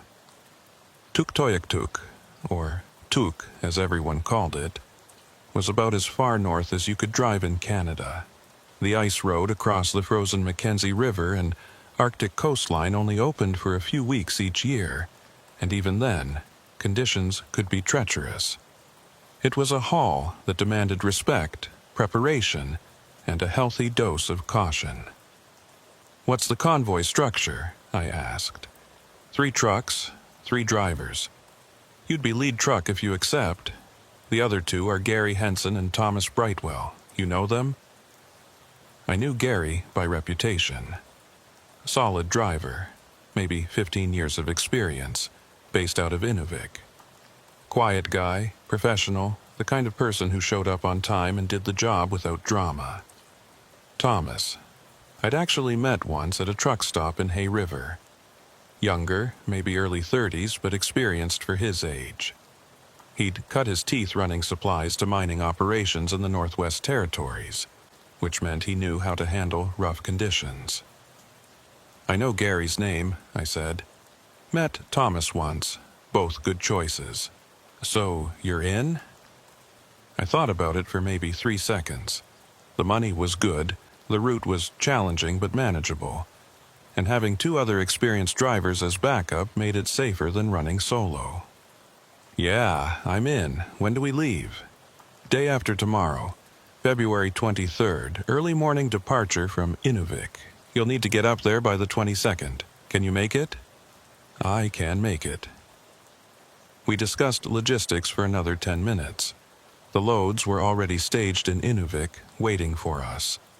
Each truck would be carrying different cargo, medical supplies, research equipment for the Arctic stations, food supplies for the community.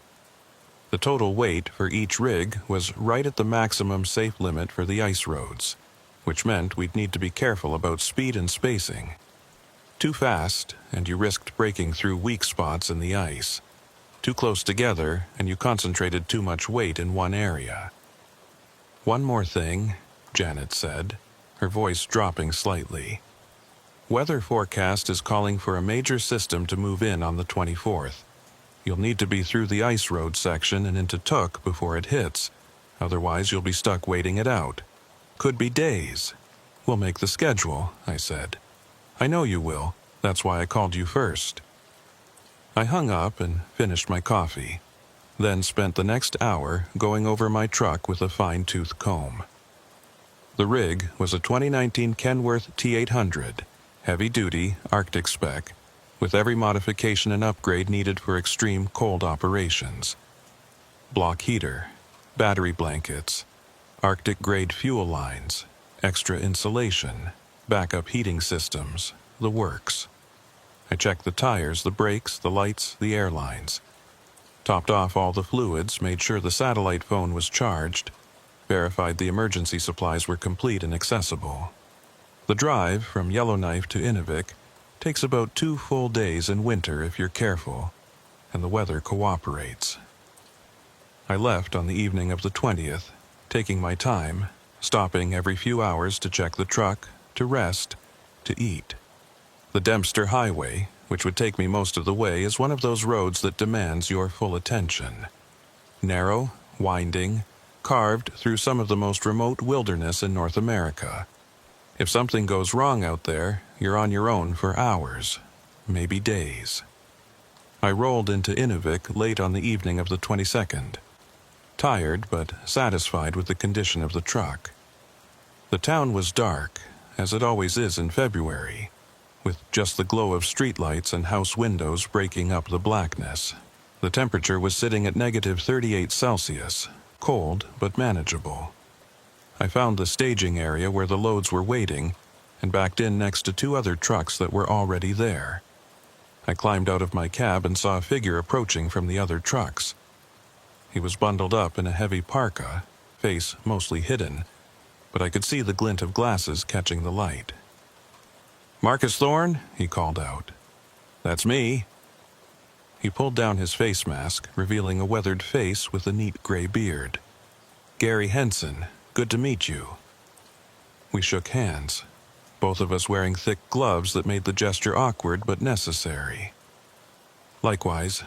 Where's Thomas?" "Inside the office, getting the final paperwork sorted."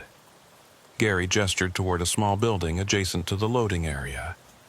"Should be out in a few minutes. Want to grab some coffee? There's a pot brewing inside." I nodded, and we walked toward the building together. The wind had picked up, not strong but steady, carrying fine snow that stung any exposed skin.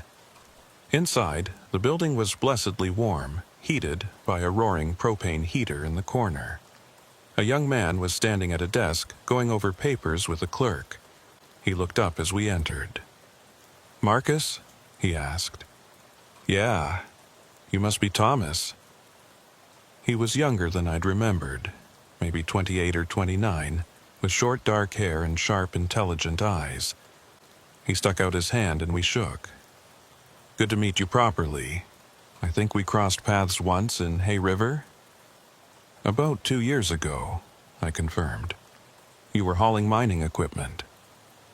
"Still am, most of the time. This is my first run to Tuk, though.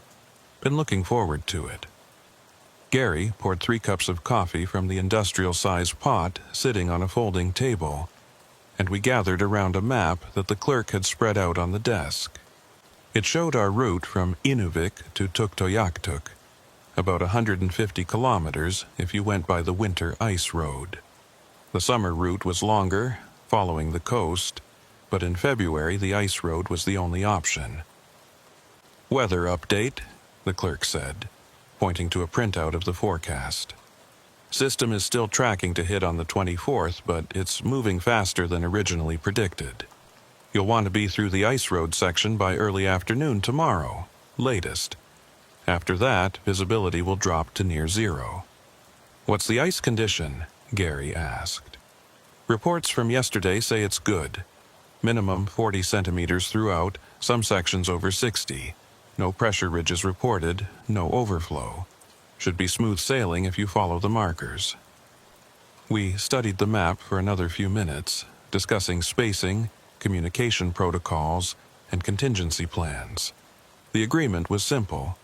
I'd lead, Gary would be second, Thomas would bring up the rear. We'd maintain at least 100 meters between trucks to avoid concentrating weight. We'd check in via CB every 15 minutes. If anyone had a problem, we'd all stop and assess. "One more thing," I said, looking at both of them. "If conditions deteriorate, if we hit a whiteout or the ice starts looking questionable, we don't push it. We find a safe spot, we stop, we wait it out. Understood? Both of them nodded. Gary's expression was serious, professional. Thomas looked eager but not reckless. I felt good about the team. We finished our coffee and headed back out into the cold. The loads were already staged, tarped and secured, waiting to be coupled to our tractors. I spent the next hour doing a thorough inspection of my trailer, checking every strap, every seal, every connection point. Gary and Thomas were doing the same with their loads. By the time we finished, it was past midnight. Get some sleep, I told them. We roll out at 0600. Weather window is tight and I want to be on the ice by 0700. They both agreed, and we dispersed to our respective cabs. I climbed into mine, set my alarm, and tried to sleep. But sleep came slowly. My mind kept running through scenarios, contingencies, potential problems. It's a habit I've developed over the years. Before every major run, I mentally rehearse everything that could go wrong and how I'd handle it. Flat tire, engine failure, ice breakthrough, whiteout, medical emergency. I run through each scenario until I feel prepared, until my subconscious has mapped out responses. Eventually, exhaustion won and I drifted off. But even in sleep, part of my brain was still working, still preparing, still aware that in a few hours we'd be heading into one of the most unforgiving environments on the planet. The alarm went off at 0530. I woke instantly, a skill learned from decades of early mornings and tight schedules. The cab was cold, the heater having cycled down during the night, and I could see frost forming on the inside of the windows. I fired up the engine, let it warm for a few minutes, then climbed out to do a pre-departure walk-around. The temperature had dropped overnight. My dashboard thermometer was reading -43 and the air had that particular quality of extreme cold, where every breath burned your lungs and the slightest exposure of skin brought instant pain. I moved quickly, checking lights, tires, connections, making sure everything was road-ready. Gary and Thomas emerged from their cabs at almost the same moment, and we gathered near my truck for a final briefing. The sky was still completely dark, as it would be for several more hours, and would remain mostly dark even at midday. The stars overhead were brilliant, sharp points of light in the crystal-clear air that comes with extreme cold. "Everyone ready?" I asked. Both nodded. Gary looked calm, methodical. Thomas had a hint of nervousness in his eyes, but also determination. Good signs. "Radio check," I said, and we all climbed back into our cabs. I keyed the CB. "This is lead truck, Unit 1. Radio check." "Unit 2. Reading you 5x5. Gary's voice came through clearly. "Unit 3, loud and clear," Thomas confirmed. "Good. We maintain Channel 9 for convoy communication. If we need to reach outside help, we switch to emergency Channel 16. Everyone keep your radios on, volume up. We check in every 15 minutes, even if nothing's happening. If I stop, you stop. If anyone has a problem, call it out immediately. Questions?" "Negative, lead," Gary said. "All good here," Thomas added. "All right then, let's roll." I put the truck in gear and pulled out of the staging area, heading north toward the ice road. In my mirrors, I could see the lights of Gary's truck falling into position behind me, and a few seconds later, Thomas's lights appeared behind Gary. 3 trucks moving in formation through the Arctic darkness. The road out of Inuvik was paved and well-maintained, but within 10 kilometers we transitioned to gravel, and then to the marked ice road. The transition was gradual, the solid ground giving way to the frozen surface of the Mackenzie River Delta. The ice road markers were visible in my headlights, tall wooden stakes with reflective tape, placed every 50 meters to guide drivers along the safe route. "Lead truck to convoy," I said into the CB. "We're on the ice. Reduce speed to 40 kilometers per hour. Maintain spacing." "Unit 2, copy." Gary acknowledged. Unit 3, copy, Thomas echoed. The ice beneath my tires felt solid. The surface, hard-packed snow over thick ice. I could feel the subtle shift in the way the truck moved. The slight give that comes from driving on a frozen surface rather than solid ground. But it wasn't concerning. This was normal, expected. The ice road had been open for 2 days, which meant it had been tested, verified, cleared for use.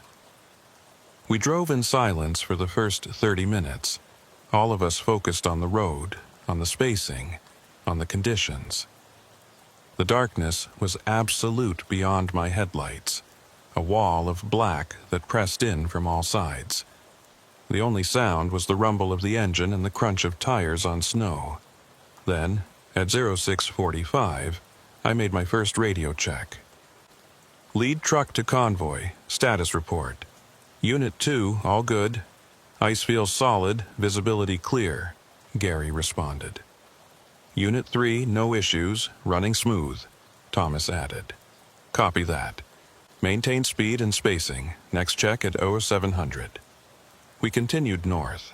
The ice road markers kept appearing in my headlights, regular as metronomes guiding us across the frozen landscape.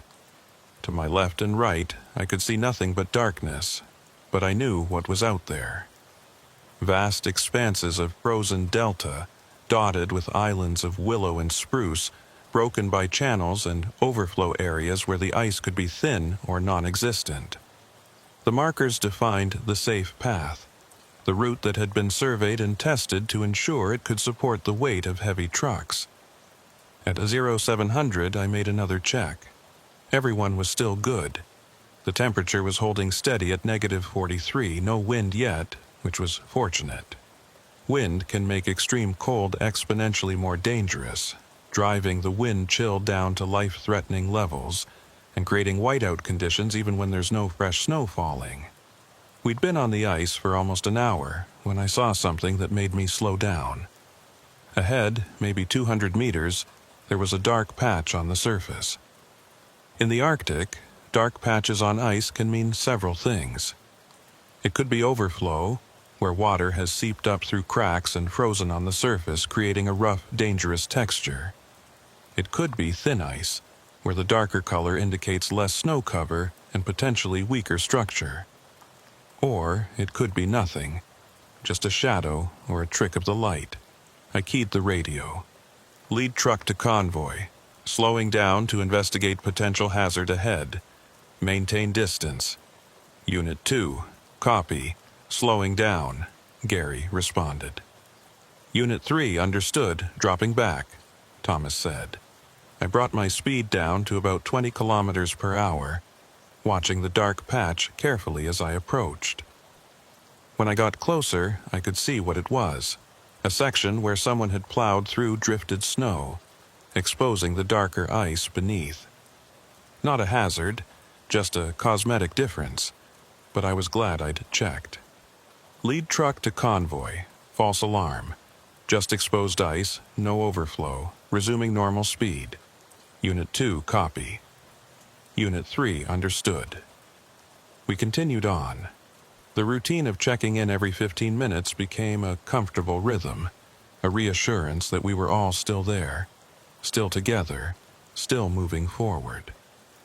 At 0730, the sky began to show the first hints of pre-dawn light, not true daylight but a gradual lessening of the absolute darkness. The stars faded, and the horizon became visible as a dark line against a slightly less dark sky. By 0800, we had enough ambient light that I could see more of our surroundings. The landscape was exactly as I'd expected. Flat, frozen, featureless, except for the occasional stand of small trees on an island. The ice beneath us stretched in every direction, a white desert broken only by our tracks, and the line of markers guiding us north. Lead truck to convoy, I said. We're making good time. Current position about 60 kilometers from Inuvik, 90 to go. Weather's holding. Everyone still good? Unit 2, all systems nominal, Gary reported. Fuel at 3/4. Engine temp normal, no issues. Unit 3, same here, Thomas added. This is actually pretty smooth so far. Don't jinx it, I said, half joking. Stay focused, we're not even halfway yet. The next hour passed without incident. The light continued to improve, though calling it daylight would be generous. It was more like extended twilight, a gray half-light that let you see but never felt quite natural. The temperature had actually risen slightly, up to -39. Small mercy. Then, at 09:15, the wind started. It began as a gentle breeze, barely noticeable. But within 10 minutes, it had built into a steady wind, maybe 30 kilometers per hour, blowing from the northwest. Fine snow began to lift off the ice surface, swirling in front of my headlights like smoke. I checked the forecast printout I'd taped to my dashboard. The system wasn't supposed to arrive until late afternoon, but weather in the Arctic is notoriously unpredictable. What felt like a gentle wind could rapidly become something much worse. Lead truck to convoy, winds picking up, everyone tighten your focus, visibility might start to degrade. Unit 2, I'm seeing it too. Keeping eyes on the markers, Gary responded, his voice steady but with a note of increased attention. Unit 3, copy. Still got visual on Unit 2's lights, Thomas confirmed. The wind continued to build. By 09:30, it was gusting to maybe 45 kilometers per hour, and the snow it was picking up was starting to reduce visibility. I could still see the markers clearly, but the spaces between them were getting hazier, the far distances fading into a gray-white murk. Lead truck to convoy, reducing speed to 35. This is getting borderline. If it gets worse, we may need to stop and wait it out. Unit 2 agreed. Better safe than sorry, Gary said. Unit 3, I'm okay to continue as long as we can see the markers, Thomas added. But I defer to your judgment. I kept driving, my hands tight on the wheel, my eyes constantly scanning. The markers kept appearing one after another, guiding us forward.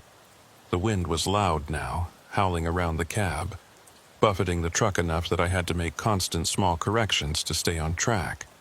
Then, at Aero 9:45, Gary's voice came through the CB, and there was tension in it. Lead truck, this is Unit 2. I'm seeing something weird with my rear trailer tires. Might be losing pressure on the right side. I checked my mirrors. Gary's truck was still visible, maybe 120 meters back, but I couldn't make out details. Can you tell if it's actually flat or just feels off? Hard to say. Steering feels normal, but there's a vibration that wasn't there before. I think I need to stop and check. I scanned ahead, looking for a good place to pull over. The ice road was marked, but there wasn't really a shoulder. If we stopped, we'd just be sitting on the main track, which wasn't ideal, but also wasn't dangerous as long as we had our hazards on and nobody else was coming. All right, I'm pulling over. Let's do a quick inspection. Thomas, you stay back about 50 meters. Keep your hazards on. Gary, once I stop, you stop behind me. We'll all dismount and take a look. Unit 2, copy. Unit 3, understood. Dropping back now.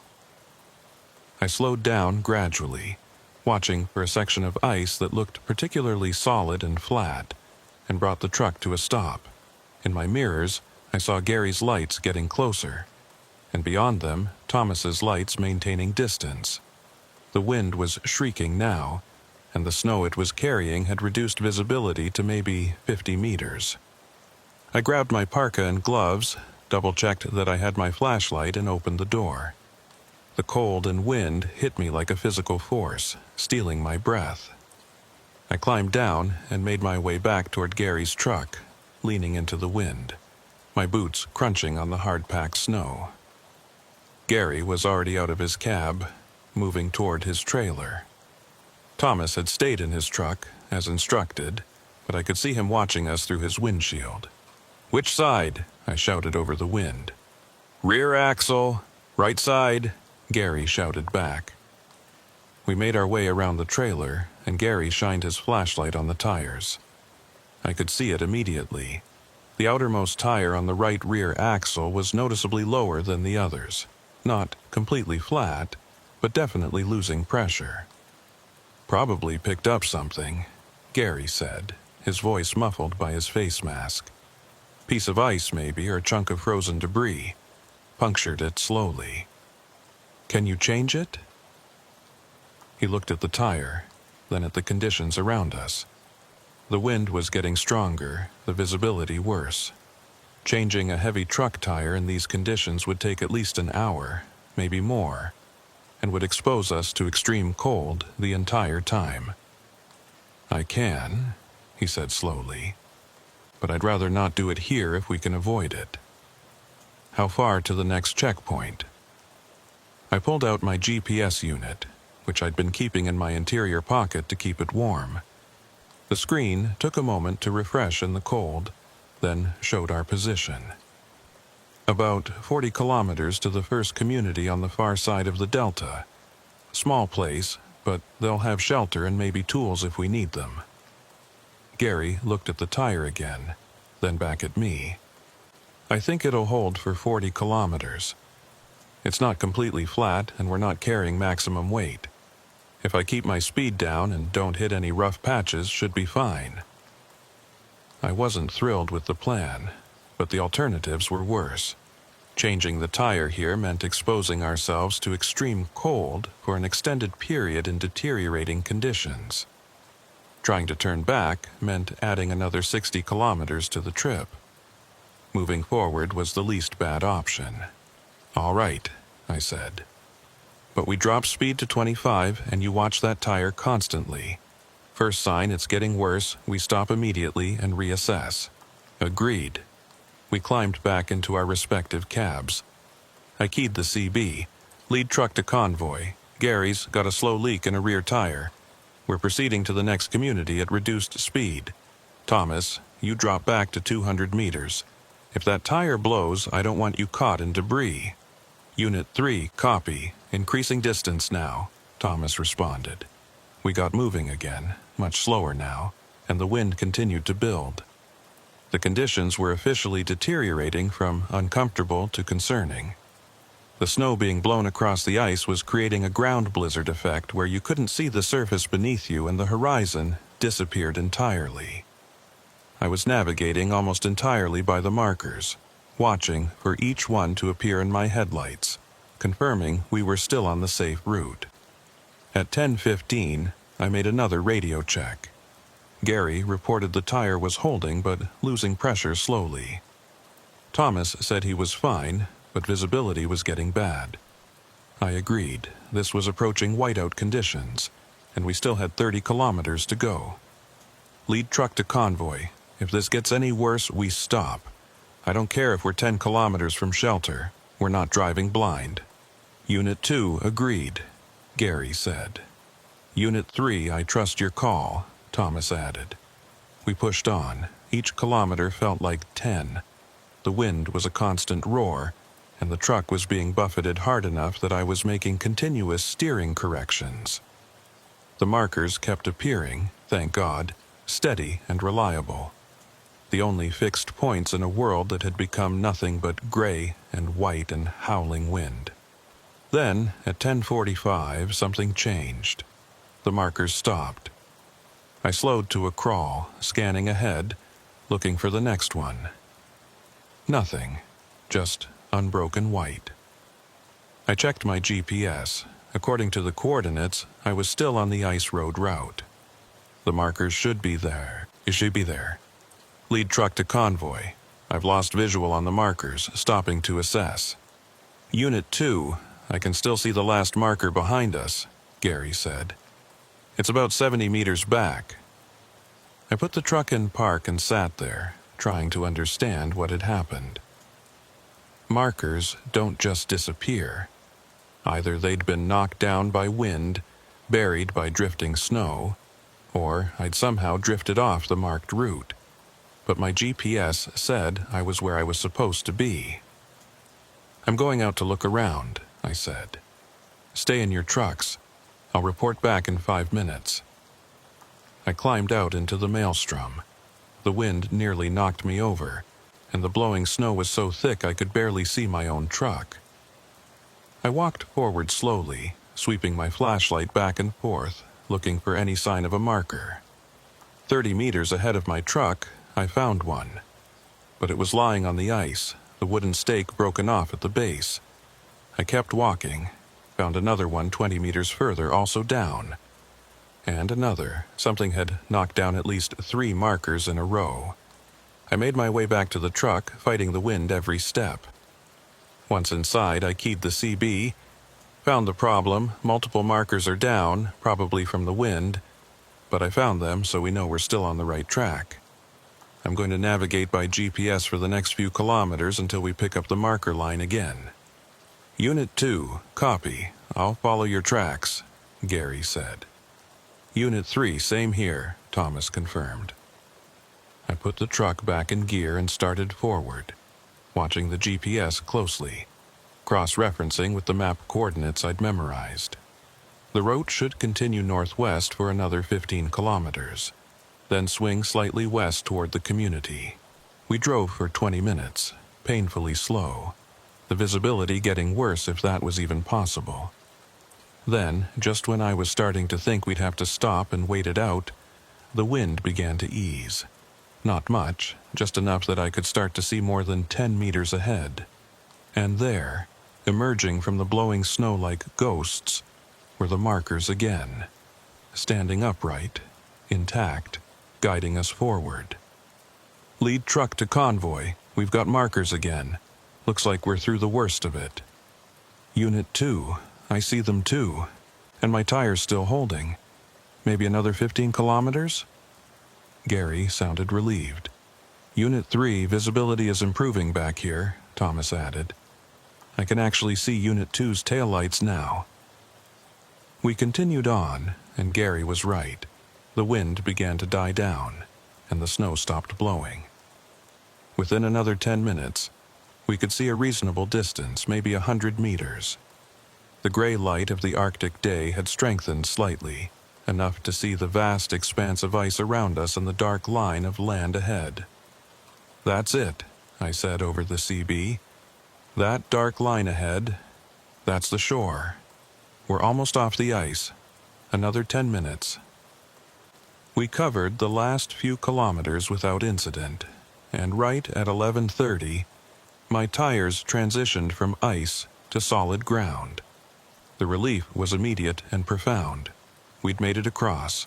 The worst was behind us.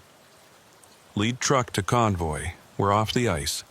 Gary, there's a pullout about 2 clicks ahead where we can stop safely and deal with that tire. Everyone doing okay? Unit 2, yeah, I'm good. That tire's still holding, but it's definitely flat now. Going to need the spare. Unit 3, I'm fine. Actually feeling pretty good about that crossing, Thomas said, and I could hear the smile in his voice. Good work, everyone. Let's get that tire changed and grab some food. We've earned it. We pulled into the small community, which consisted of maybe 24 buildings clustered around a central area. There was a community hall, a small store, and a maintenance shed. A few people were visible, bundled up against the cold, watching our convoy with interest. 3 big trucks showing up was probably the most exciting thing that had happened all week. I backed my truck into a cleared area and climbed out. The wind was much lighter here, blocked by the buildings and the terrain, and the temperature felt almost balmy in comparison. Still, -35 or so, but after what we'd just been through, it felt downright comfortable. Gary was already jacking up his truck, and Thomas had climbed down to help. I walked over, and together we got the damaged tire off and the spare on. It took about 40 minutes, all of us working together, and by the end of it we were cold but satisfied. That could have been a lot worse, Gary said, checking the lug nuts one final time. If that had blown while we were on the ice in that wind, he didn't need to finish the sentence. We all knew what could have happened. We went into the community hall, which doubled as a small cafe, and ordered coffee and sandwiches. The woman running the place, an Inuvialuit woman named Sarah, was friendly and talkative. "You boys heading to Tuk?" she asked. "Yeah, medical supplies and research equipment," I told her. She nodded. "Good timing. Weather's supposed to get nasty tonight. You'll want to be there before it hits." "That's the plan. How far from here?" "Maybe 2 hours in good conditions. Road's pretty good right now. Got plowed yesterday." We finished our food, used the washroom, topped off our fuel from jerry cans we were carrying, and prepared to head out. It was 12:45 when we got back on the road, with about 80 kilometers to go to Tuktoyaktuk. The road from the community to Tuk follows the coast, winding through low hills and past numerous small lakes, all frozen solid. The surface was hard-packed snow over gravel, much easier to drive on than the ice road, and we made good time. I set our speed at 50 kilometers per hour, faster than on the ice, but still conservative. At 1300, I made another radio check. Everyone was good. The trucks were running smoothly. The weather was holding, though I could see dark clouds building on the western horizon. "That system is coming in faster than forecast," I observed over the CB. "We're going to be racing it." "How much further?" Thomas asked. "About 60 kilometers. Should make it with an hour to spare if the weather holds." But the weather didn't hold. At 13:15, the wind returned. Not the howling maelstrom we'd experienced on the ice, but a steady, strong wind that immediately began to degrade visibility. Then the snow started. Not blown snow, but actual snowfall. Big flakes coming down thick and fast. "Lead truck to convoy. Weather's moving in. Increasing speed to 60, but stay sharp. Visibility is dropping. Unit 2, copy. I'm seeing it too," Gary responded. "Unit 3, understood. Visibility down to maybe 50 meters back here," Thomas added. I pushed the speed up carefully, watching the road, watching the mirrors, keeping track of the convoy. 50 kilometers to go. 45, 40. The snow kept falling, heavier now, and the wind kept building. Visibility dropped to 30 meters, then 20. Then, at 13:45, with about 30 kilometers still to go, Gary's voice came through the CB. And this time there was real concern in it. "Lead truck, this is Unit 2. I'm showing a temperature spike in my engine. Might be losing coolant." That was bad. Losing coolant in extreme cold meant the engine would overheat despite the ambient temperature. And if it seized, Gary would be stranded. "How bad is it?" "Climbing fast. I'm at 190 and rising. Normal is 180. "Can you make it to Tuk?" A pause, then, "I don't know. Maybe, but if I push it and the engine seizes, I'm done." I made a decision. "Pull over. Let's check it now while we still have options. If we get closer to Tuk and it fails, we might not be able to recover you before the weather gets too bad." "Unit 2, copy. Pulling over now." I found a wide spot in the road and pulled off, leaving room for Gary to stop behind me. Thomas stayed back, as usual. We all climbed out, and the wind immediately tried to knock us over. The snow was falling so thick I could barely see Gary's truck, even though it was only 30 meters away. We gathered at Gary's truck and he popped the hood. Steam was rising from the engine compartment, a bad sign. I climbed up on the step and looked inside. There was coolant everywhere, sprayed across the engine block and dripping onto the ground where it froze instantly. "You've got a leak," I said, my voice raised over the wind. "Looks like a hose. Maybe a clamp failed." Gary climbed up next to me and assessed the damage. "That's the upper radiator hose. I've got a spare, but it's going to take time to replace in these conditions." "How much time?" "Maybe an hour, maybe more." I looked at the sky, at the snow that was falling faster by the minute, at the wind that was building toward another full whiteout. We didn't have an hour. The weather was deteriorating too fast. "Can you patch it? Just enough to get to Tuck?" Gary examined the hose more closely. "Maybe. If I had some hose tape and some clamps I could try. But it won't hold for long, and if it fails on the way, the engine will overheat in minutes." Thomas had walked up and was listening. "How far to Tuck?"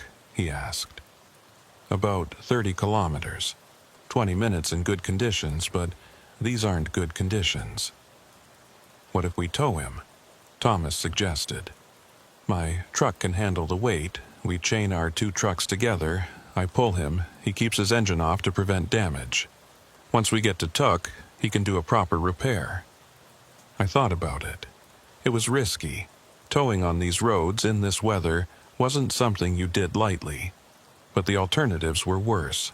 Either we spent an hour trying to patch a hose that might fail anyway, exposing all of us to increasing danger, or we left Gary here and came back for him later, which meant he'd be alone in his cold truck for hours in a storm. "All right," I said. "Let's do it. But we go slow, 15 kilometers per hour max. Thomas, you watch for any change in resistance, any sign something's wrong. Gary, you keep your radio on and your windows clear. If you start sliding or losing control, call it out immediately." We spent the next 20 minutes getting the tow set up. Gary and Thomas had tow chains in their emergency kits, and we used both, doubled up for extra strength. We connected Thomas's rear bumper to Gary's front bumper, making sure the chains were tight, but with just enough slack to absorb shocks. By the time we finished, the visibility was down to maybe 15 meters. The snow was so thick it formed a solid white curtain, and the wind was howling again. The storm had caught us, and we were still 30 kilometers from shelter. "Lead truck to convoy. We're moving out. I'll lead. Thomas and Gary will follow together. Maintain minimum safe speed. Everyone stay on the radio." "Unit 2, ready to go," Gary said. His voice was steady, but I could hear the underlying tension. He was going to be towed through a blizzard with a dead engine, no heat, and no power steering. Not a fun position to be in. "Unit 3, chains are secure. Ready when you are," Thomas confirmed. I climbed back into my cab, started moving forward slowly, and watched in my mirrors as Thomas's truck began to pull Gary's. The chains went taut, and Gary's truck began to roll. So far, so good. We moved at a crawl, maybe 10 kilometers per hour, feeling our way forward through the white. I couldn't see the road ahead except for the few meters directly in front of my headlights. I was navigating by feel, by the slight difference in texture between the road surface and the shoulder, by instinct developed over 2 decades of driving in these conditions. "Lead truck to convoy. Status check. Unit 2, I'm rolling smoothly. No issues yet," Gary reported. "Unit 3, tow is holding, keeping steady speed," Thomas said. We continued on, painfully slow, the storm raging around us. 25 kilometers to go. 20, 15. Every kilometer felt like an eternity. My hands ached from gripping the wheel. My eyes burned from staring into the white. My back hurt from the tension. Then, at 14:35, with maybe 10 kilometers left, Thomas's voice came through the CB. And something was wrong. "Lead truck, this is Unit 3. I'm losing Gary." My heart jumped. "Say again?" "I'm losing him. The chains, I can feel them going slack, like the weight is dropping off." I hit the brakes, bringing my truck to a stop. "Thomas, stop now. Full stop. Gary, what's your status?" No response from Gary. "Gary, respond," I said, my voice sharp. Static, then faint and distorted. I don't know. Everything went dark. I can't see anything." "You're being towed by Thomas. You should be right behind him." "I know, but there's nothing there. No truck, no chains. Just white." I stared at my radio, trying to process what I was hearing. Thomas felt like he was losing the weight of Gary's truck. Gary said he couldn't see Thomas, but they were chained together. They had to be together. Thomas, you still got the chains attached? Yeah, I can feel them. But there's no weight. It's like I'm pulling nothing. Check your mirrors. Can you see Gary's lights? A long pause, then, no, I can't see anything behind me, just snow. I felt cold dread settling into my stomach. This didn't make sense. Chains don't just disappear. Trucks don't vanish into thin air. But something was wrong. Something was very wrong. Gary, I need you to give me a long horn blast. 3 seconds. Thomas, tell me if you hear it. Unit 2. Copy. Here it comes. I waited, listening. Through my own windows, even over the storm, I heard it faintly. Gary's horn. Distant but audible. Thomas, did you hear that? Negative, I didn't hear anything. That was impossible. If Gary was behind Thomas, less than 10 meters away, Thomas would hear that horn easily, but he hadn't heard it. Gary, where are you? Look around. Tell me what you see. Just snow. And, wait, I think I see lights. Not truck lights, something else. Multiple lights spread out like buildings? Buildings? What kind of buildings? I don't know. They're behind me. I thought I was facing forward, but now I'm not sure. Everything's turned around. I grabbed my door handle, about to climb out and walk back to see what was happening, but then I stopped. Something in my gut told me that would be a mistake. That if I got out of my truck in this storm, in these conditions, I might not find my way back. Thomas, I want you to slowly reel in those chains. Pull them in hand over hand. Tell me what you find. Copy, starting now. I waited, listening to the wind howl, watching the snow pile up on my windshield. Seconds ticked by. Then Thomas's voice came back, and it was shaking. They're not attached to anything. The chains just end. The hooks are still closed, still locked, but there's nothing in them. Like the truck just came unhooked and disappeared. That's not possible, I said. But even as I said it, I knew we were beyond what was possible or impossible. Gary, are you still there? I asked. Static. Then, yeah, I'm here. But I don't know where here is. Those lights are getting brighter. They look like a community, buildings, lights and windows. Should I drive toward them? No, I said immediately. Don't move. Stay right where you are. We're coming to get you. How? You don't know where I am.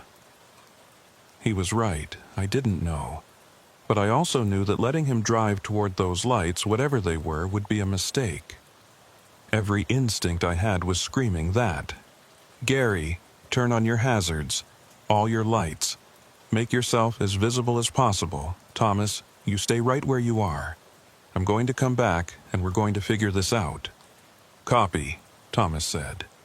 Unit 2, copy, Gary said.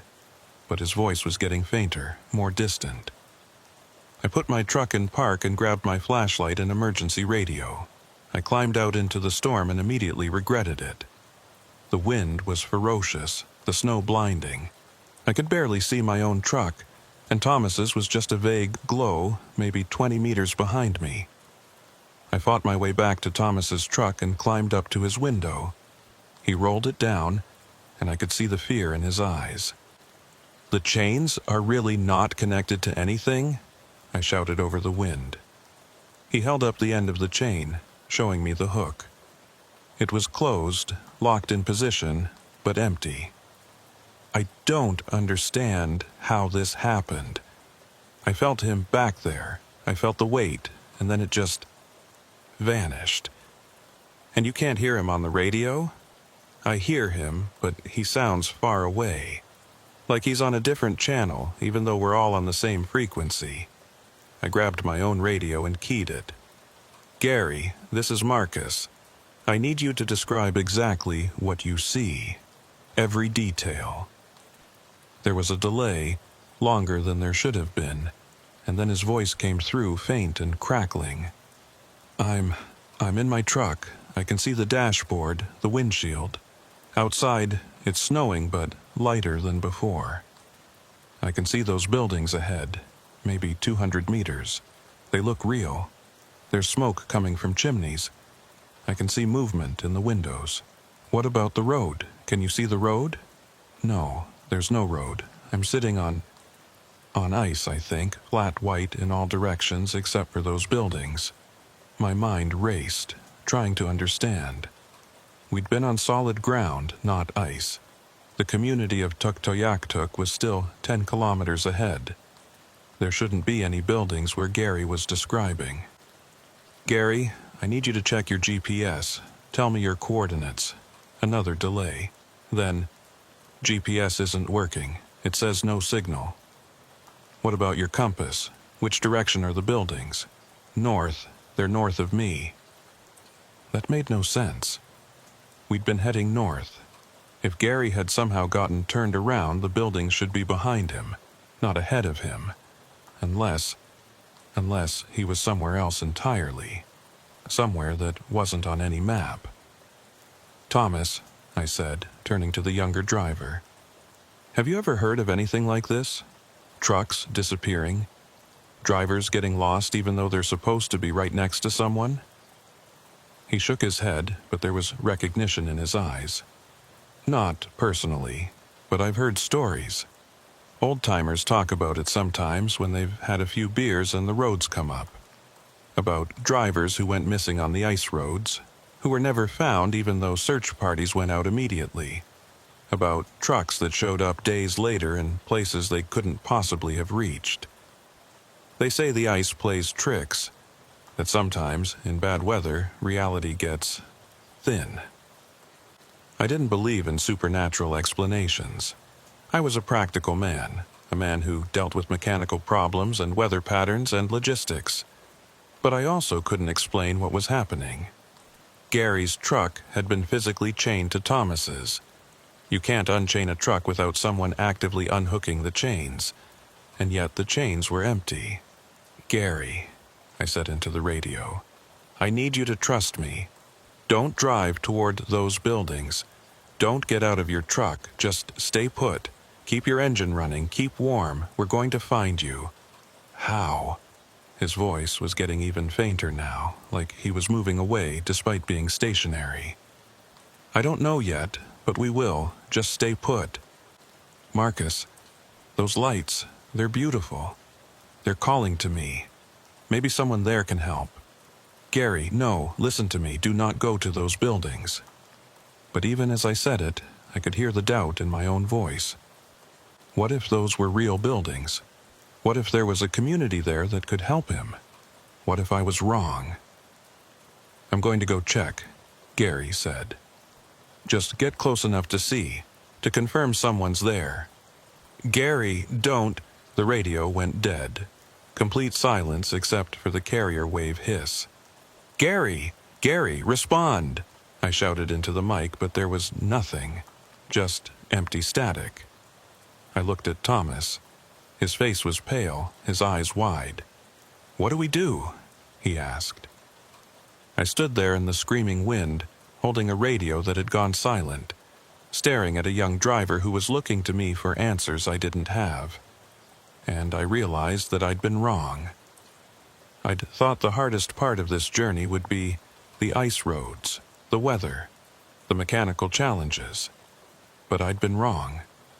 The hardest part was this: losing someone, not knowing where they were or how to find them. Hearing their voice fade away into static and silence. "We get to Tuktoyaktuk," I said finally. "We report what happened. We get search and rescue involved, and we don't stop looking until we find him. But there's nothing we can do out here, Thomas. We can't see anything. We don't know where he is. If we wander out into that storm looking for him, we'll just get lost too. The best thing we can do is get to safety, get help, and come back with resources." He nodded slowly, but I could see he didn't like it. I didn't like it either.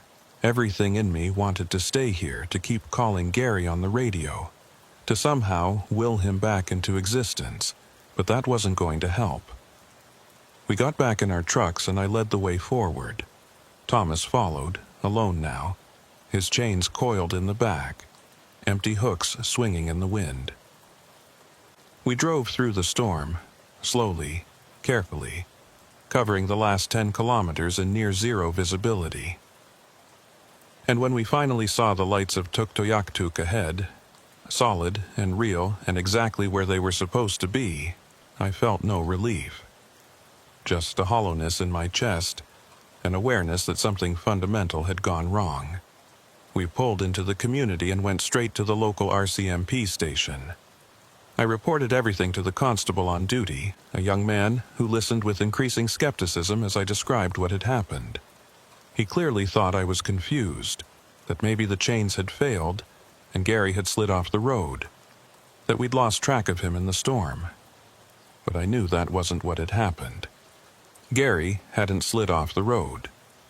He'd disappeared, been pulled somewhere else, somewhere that wasn't on any map, where buildings appeared in impossible places and GPS stopped working. The constable said he'd organize a search as soon as the weather cleared, which probably wouldn't be until morning. In the meantime, there was nothing to do but wait. Thomas and I got a room in the small hotel in Tuktoyaktuk.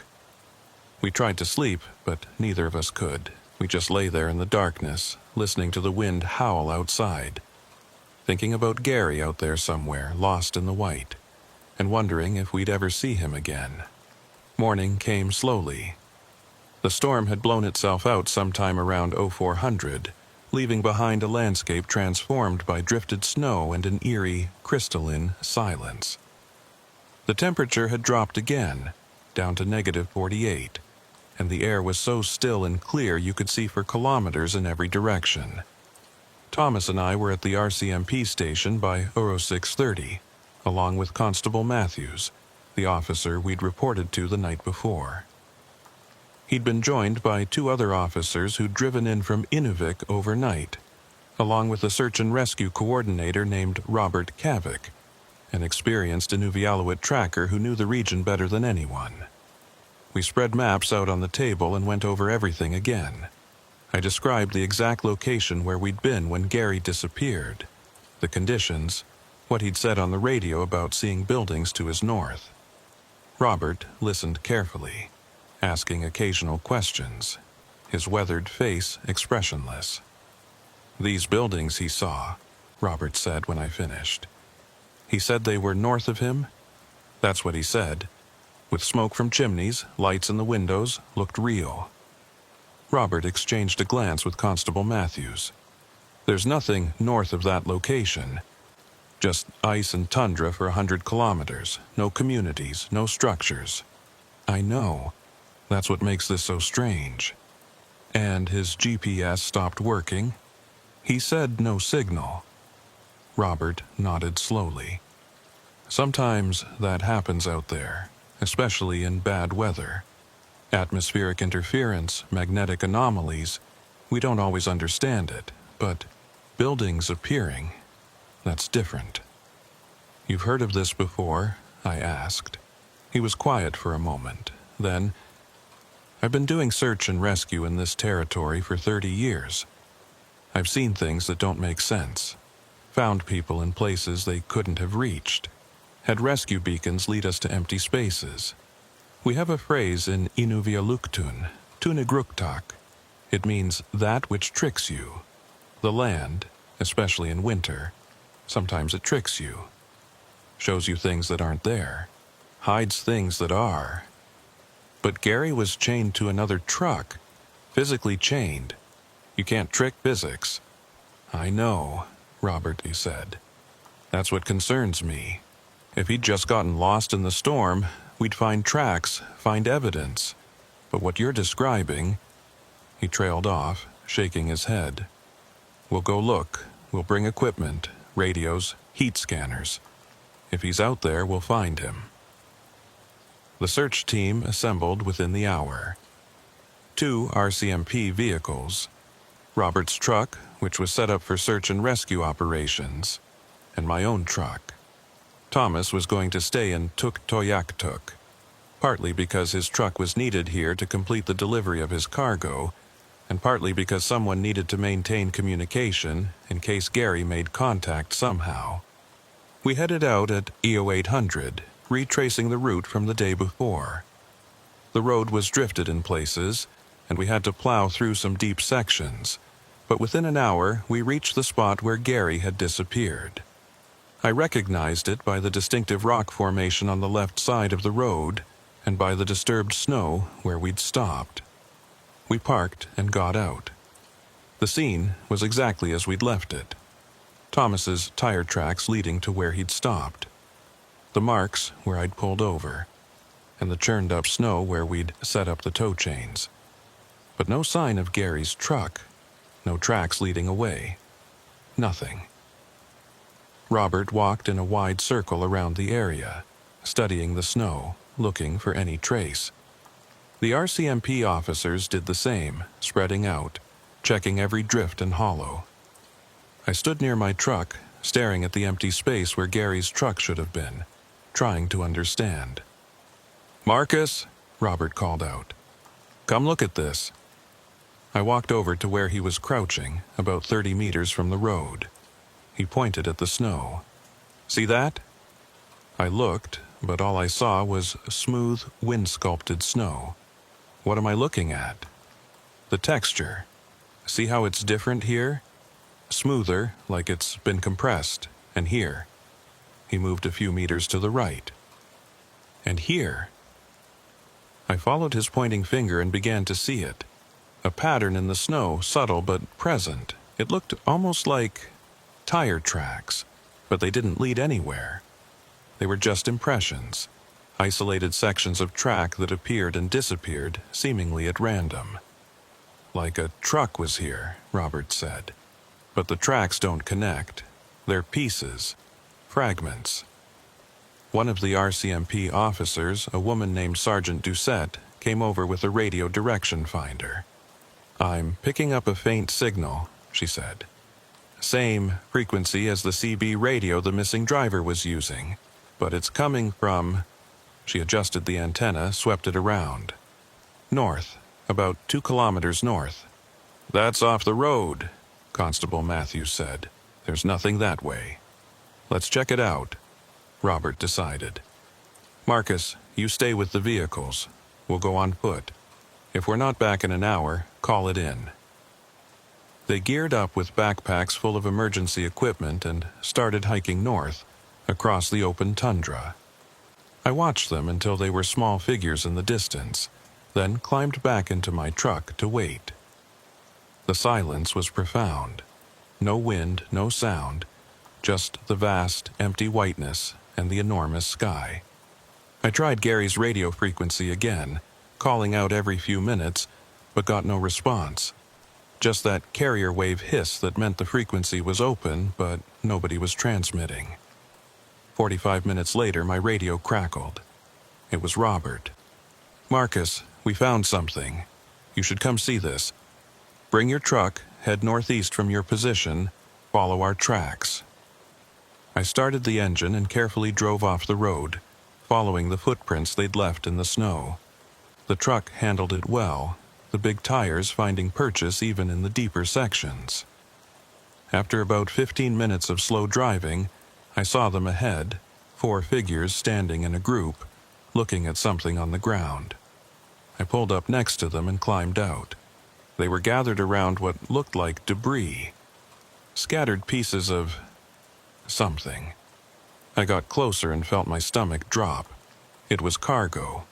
Boxes, equipment, supplies. The stuff Gary had been hauling. But not all of it, just pieces. A couple of boxes of medical supplies. One corner of what looked like a research equipment crate. Some scattered packing materials. "This was on his truck?" Sergeant Doucette asked. "Yes. That's part of his load." I examined the boxes more closely. They were intact, not damaged, just sitting there on the snow like they'd been carefully placed. But where's the rest? Where's the truck? Robert was walking in another circle, studying the area. The signal source is here somewhere. I can hear it on my receiver, but I can't locate it exactly. We spread out, searching. The sun was higher now, that weak February sun that provided light but little warmth, and in the clear air we could see far in every direction. Just empty tundra, rolling gently toward the horizon. Then Constable Matthews called out, "Over here! I found something!" We hurried to where he was standing, looking down at the snow. There was something sticking up through the surface, something dark and metallic. Robert brushed away snow, revealing more of it. It was an antenna, a CB radio antenna. We dug faster, clearing snow away, and within a few minutes had uncovered the entire roof of a truck cab. Gary's truck. But it was buried, completely buried, under at least a meter of snow, sitting on the ice-covered tundra. How? I asked, staring at it. How did it get here, and how did it get buried so fast? This snow just fell last night. "I don't know," Robert said, but his face was grim. "Let's get it uncovered, carefully." We worked for the next hour, using shovels from the rescue equipment, clearing snow away from the truck. Slowly, the shape emerged. It was Gary's rig, no question. Same company logo, same license plate. But it looked wrong somehow. The paint was faded, like it had been exposed to sun and wind for years. The tires were flat, the chrome was tarnished. When we finally cleared the driver's door, Robert tried the handle. It was frozen solid. He took a pry bar from his pack and worked at it, and eventually, with a crack of ice, the door opened. The cab was empty. No Gary, no personal belongings, no logbook, just an empty, frozen interior that looked like it had been abandoned for a long time. "This doesn't make sense," Sergeant Doucette said, voicing what we were all thinking. "This truck was operational yesterday. How does it look like it's been sitting here for years?" Robert climbed up into the cab, looking around carefully. He checked the ignition, the glove box under the seats. "Keys are still here," he said, holding them up. "And look at this." He pulled something from between the seats, a piece of paper, frozen stiff. He brought it out into the light and we gathered around to see. It was a note, written in what looked like Gary's handwriting. The paper was yellowed, brittle with age. The note read, "I can see the lights, they're beautiful, I'm going to them. If you find this, don't follow. Turn back. There's something wrong with this place. Time doesn't work right. I've been here for days, but also only minutes. The buildings keep moving, getting closer. I can hear voices calling my name. I know I shouldn't go, but I can't stop myself. Tell my wife I loved her. Tell my kids I'm sorry. Don't follow the lights. Don't follow. Don't..." The note ended there, the last word trailing off into an illegible scrawl. I felt cold that had nothing to do with the temperature. He's been here for days, but we lost him less than 24 hours ago. According to him, it's been days, Robert said quietly. According to us, it's been less than a day. What if you're both right? That's impossible. A lot of what we're seeing is impossible. He looked around at the empty tundra, at the impossibly aged truck, at the note that shouldn't exist. Something happened here, something we don't understand. And Gary walked into it. "We need to find him," I said. "I agree, but not today." Robert had looked at the sky, checking the angle of the sun. "We've got maybe 3 hours of useful daylight left. This area is bigger than we can search on foot in that time. We need to organize a proper operation. Helicopter, if possible. More personnel, heat scanning equipment." We marked the location with GPS waypoints and flags, took photographs of everything, collected the note, and a few other pieces of evidence, and then covered the truck back up to protect it from further exposure. Then, we hiked back to our vehicles and returned to Tuktoyaktuk. The next 3 days were a blur of activity. A helicopter was brought in from Inuvik. Teams of searchers combed the area around where we'd found the truck. They found more pieces of cargo scattered across a kilometer of tundra, but no more signs of Gary. No footprints, no tracks, nothing. The investigation expanded. The RCMP brought in specialists, people who dealt with unusual disappearances. They interviewed me and Thomas repeatedly, going over every detail. They examined the chains that had held Gary's truck, looking for signs of failure or tampering. They found nothing. The chains had been intact when Thomas pulled them in. They'd simply been attached to nothing. On the 4th day, I was sitting in the hotel in Tuktoyaktuk when Thomas knocked on my door. He looked terrible, like he hadn't slept in days, which he probably hadn't. "They found something," he said. "Robert wants us to come to the search headquarters." We drove over to the community hall, which had been converted into the search operations center. Inside, Robert was standing at a table covered in maps and printouts, along with Sergeant Doucette and a man I hadn't met before, older, with gray hair and sharp eyes. "This is Dr. Peter Aaltonen," Robert said, introducing the stranger. "He's a specialist in unusual phenomena. He flew in from Edmonton yesterday." Dr. Aaltonen shook our hands. "I understand you've both had a very difficult experience," he said, his accent revealing Finnish origins. "I'd like to show you something, if you don't mind." He pulled out a tablet computer and brought up a map. "This is the area where Mr. Henson disappeared. And these," he tapped the screen, bringing up a series of markers. "These are other disappearances that have occurred in the same general region over the past 30 years. There were dozens of markers, dozens. Some of these are probably normal cases," Dr. Aaltonen continued. "People who got lost in storms, had accidents, made mistakes, but some of them are anomalous. People who vanished without trace despite immediate search efforts. People whose vehicles were found in impossible locations. People who..." He paused. "People who reported seeing lights before they disappeared." "Gary saw lights," I said. "He told me he was going toward them." "I know. I've read the transcript of your radio conversation, and I've read the note you found. Mr. Thorne, Mr. Brightwell, I need to ask you both something. When you were out there during that storm, did either of you see anything unusual? Lights, shapes, anything that didn't seem quite right?" Thomas and I looked at each other. I thought back to that drive, to the whiteout, to the feeling of disorientation I'd had several times. Had I seen anything? I wasn't sure.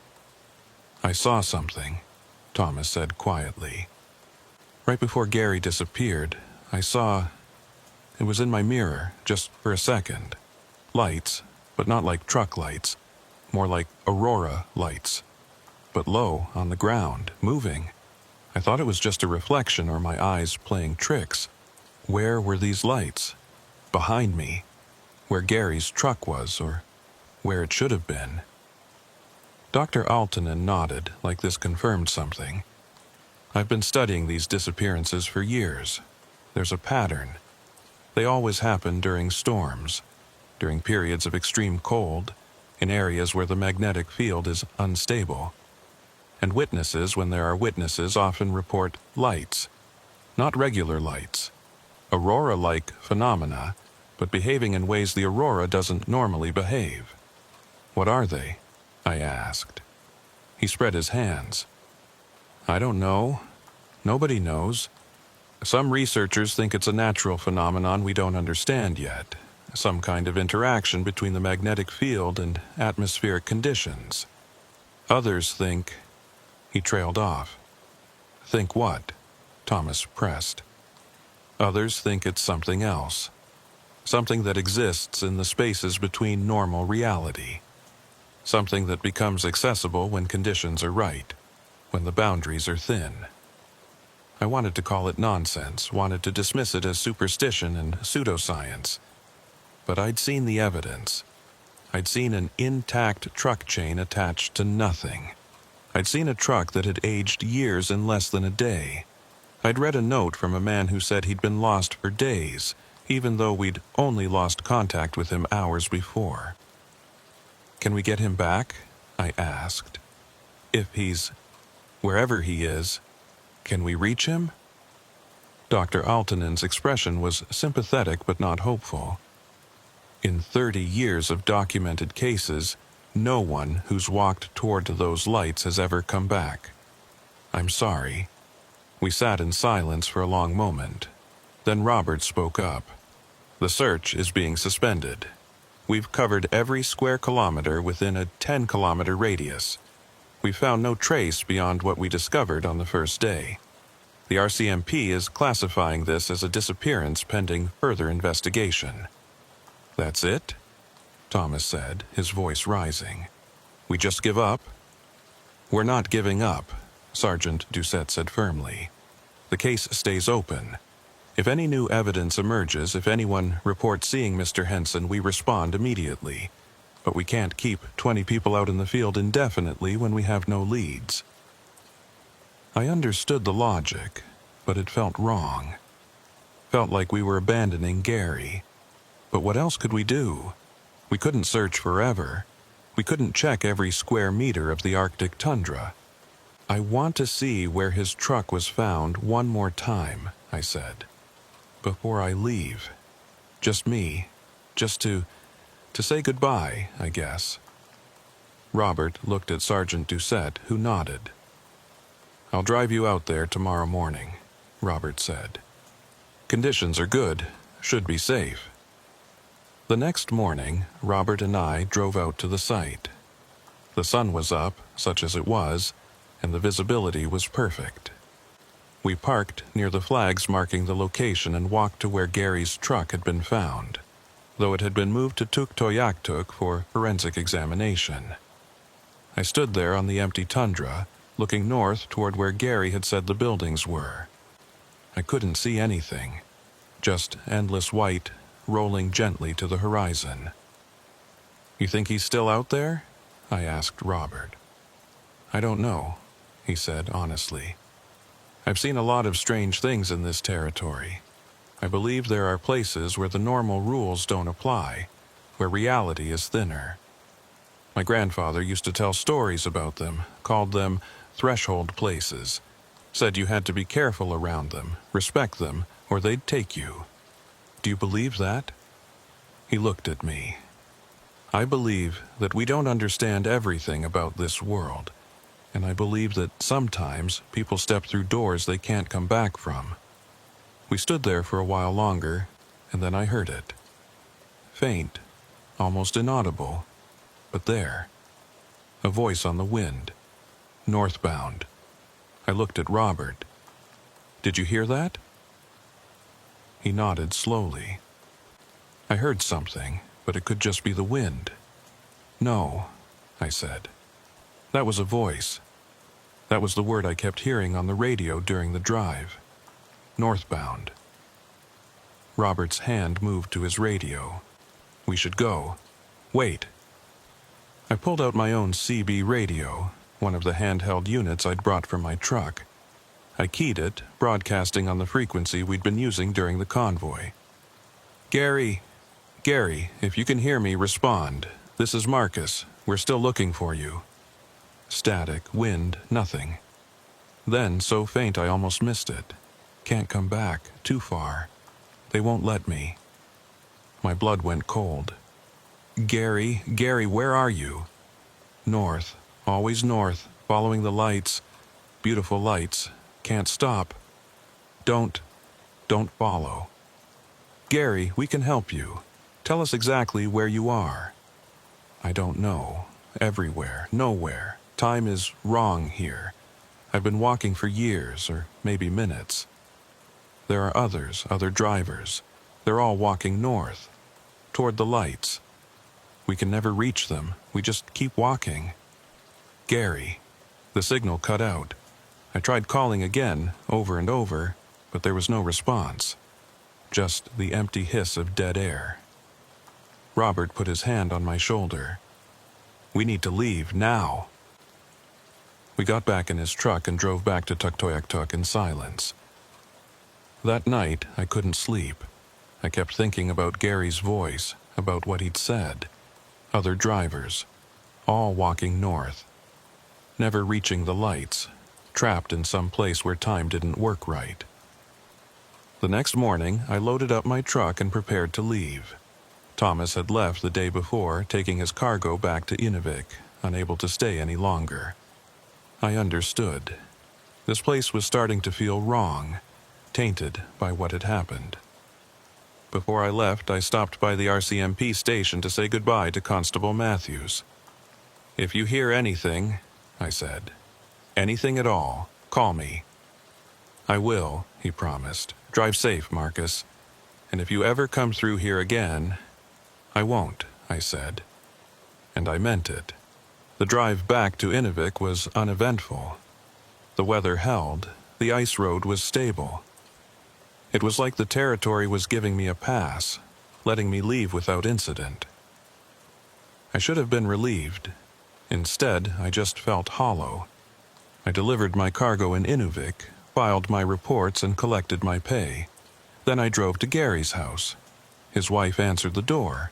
She'd already heard the official report, knew that he was missing, that the search had been suspended. But she looked at me with hope anyway, desperate for some piece of good news. I told her everything. About the convoy, about the storm, about how he disappeared while chained to another truck, about the note we'd found, about the final radio message. I left nothing out. When I finished, she was crying. Not the loud, dramatic crying of television, but quiet tears that rolled down her face unchecked. "Do you think he suffered?" she asked. "No," I lied. "I think whatever happened was fast. I don't think he had time to be afraid." She nodded, wanting to believe it. "Thank you for coming. Thank you for telling me. The official reports, they don't tell you anything real. Just facts and dates. But you were there. You heard him. I'm sorry I couldn't save him. You tried. That's more than most people would have done." I left her house and got back in my truck. I sat there for a long time, staring at nothing, before finally starting the engine and beginning the long drive south. 3 months passed. Spring arrived, though spring in the Arctic is barely distinguishable from winter. The temperatures climbed to the still frozen range, the days grew longer, and the snow began its slow retreat. I'd taken jobs in Alberta and British Columbia, staying far away from the north. I told myself it was about weather, about wanting easier routes. But I knew the truth.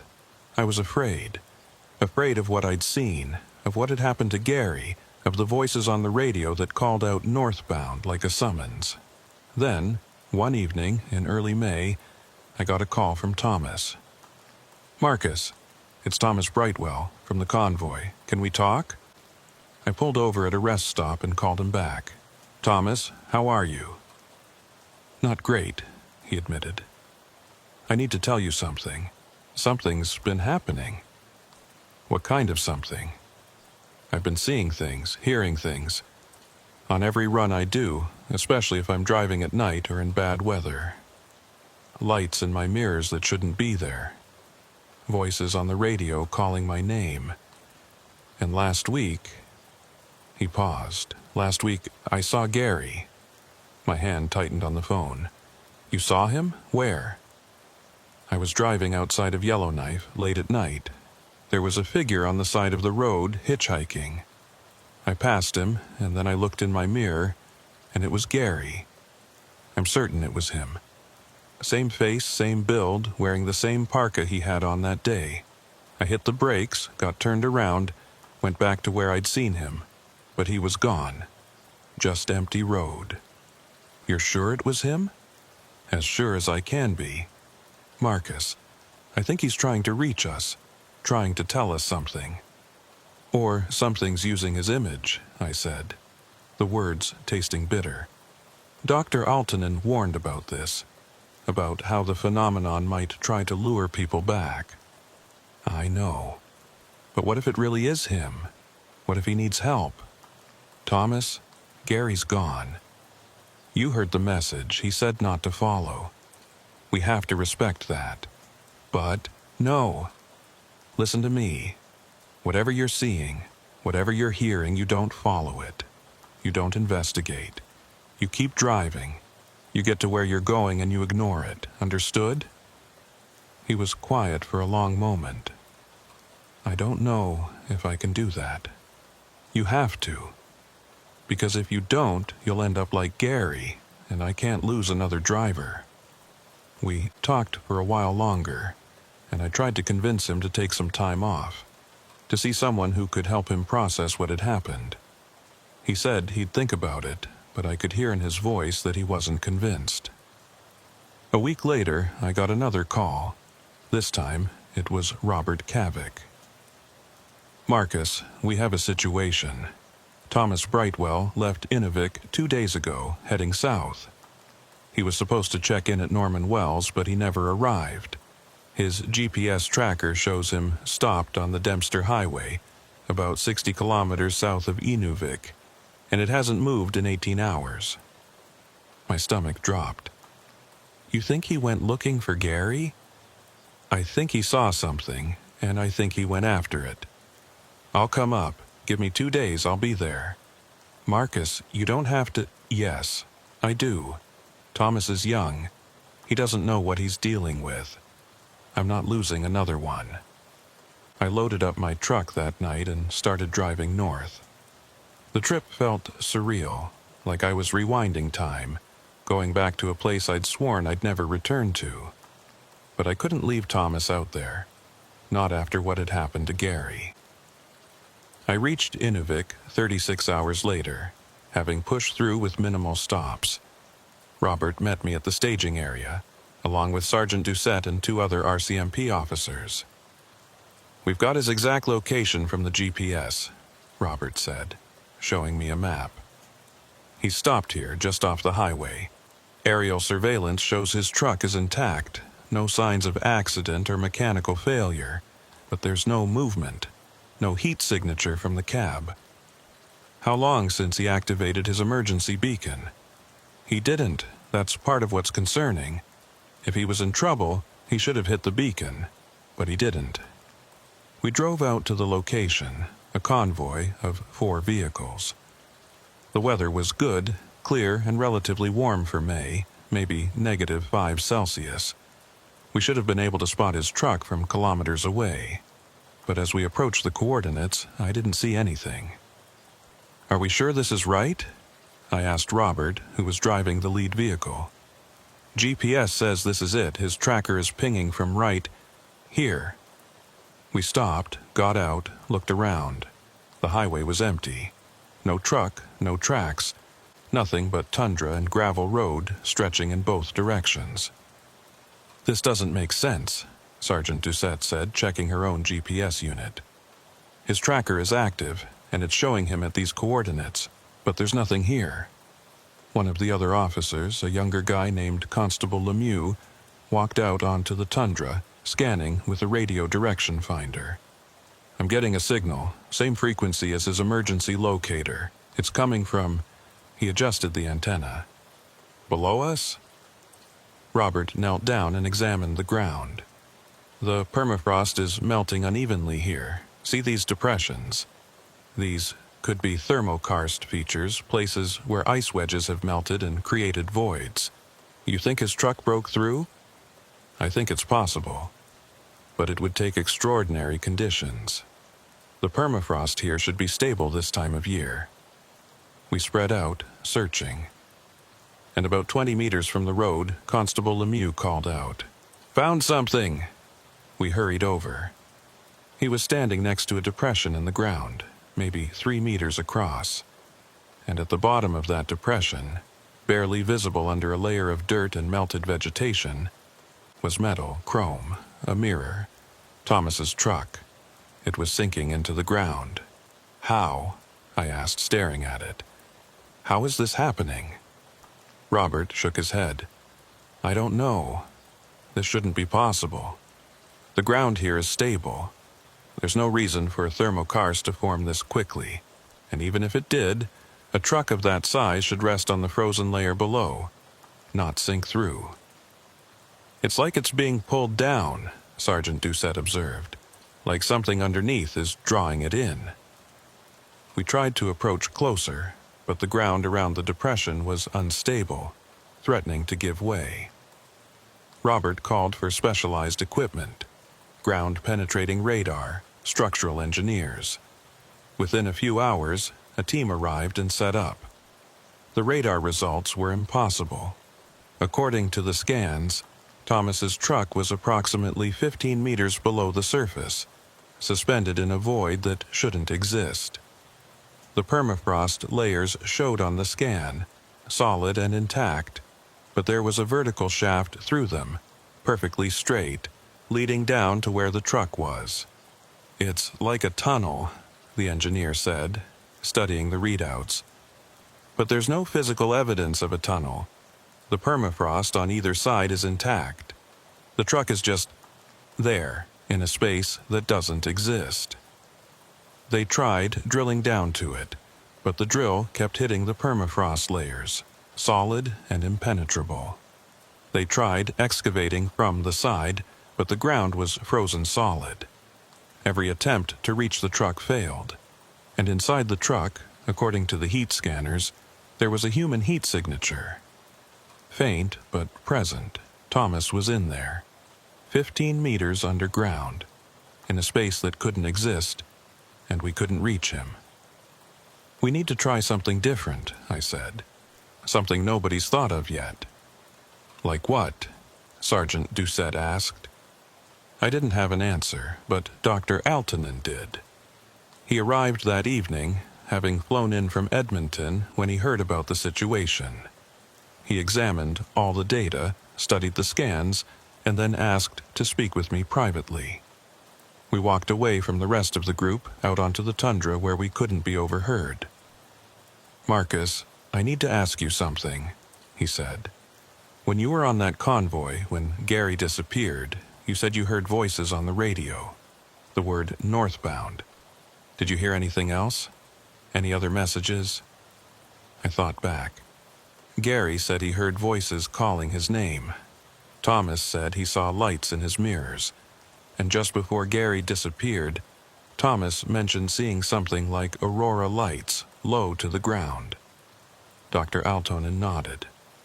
And now Thomas is trapped underground, in a space that shouldn't exist. Marcus, I think this is connected.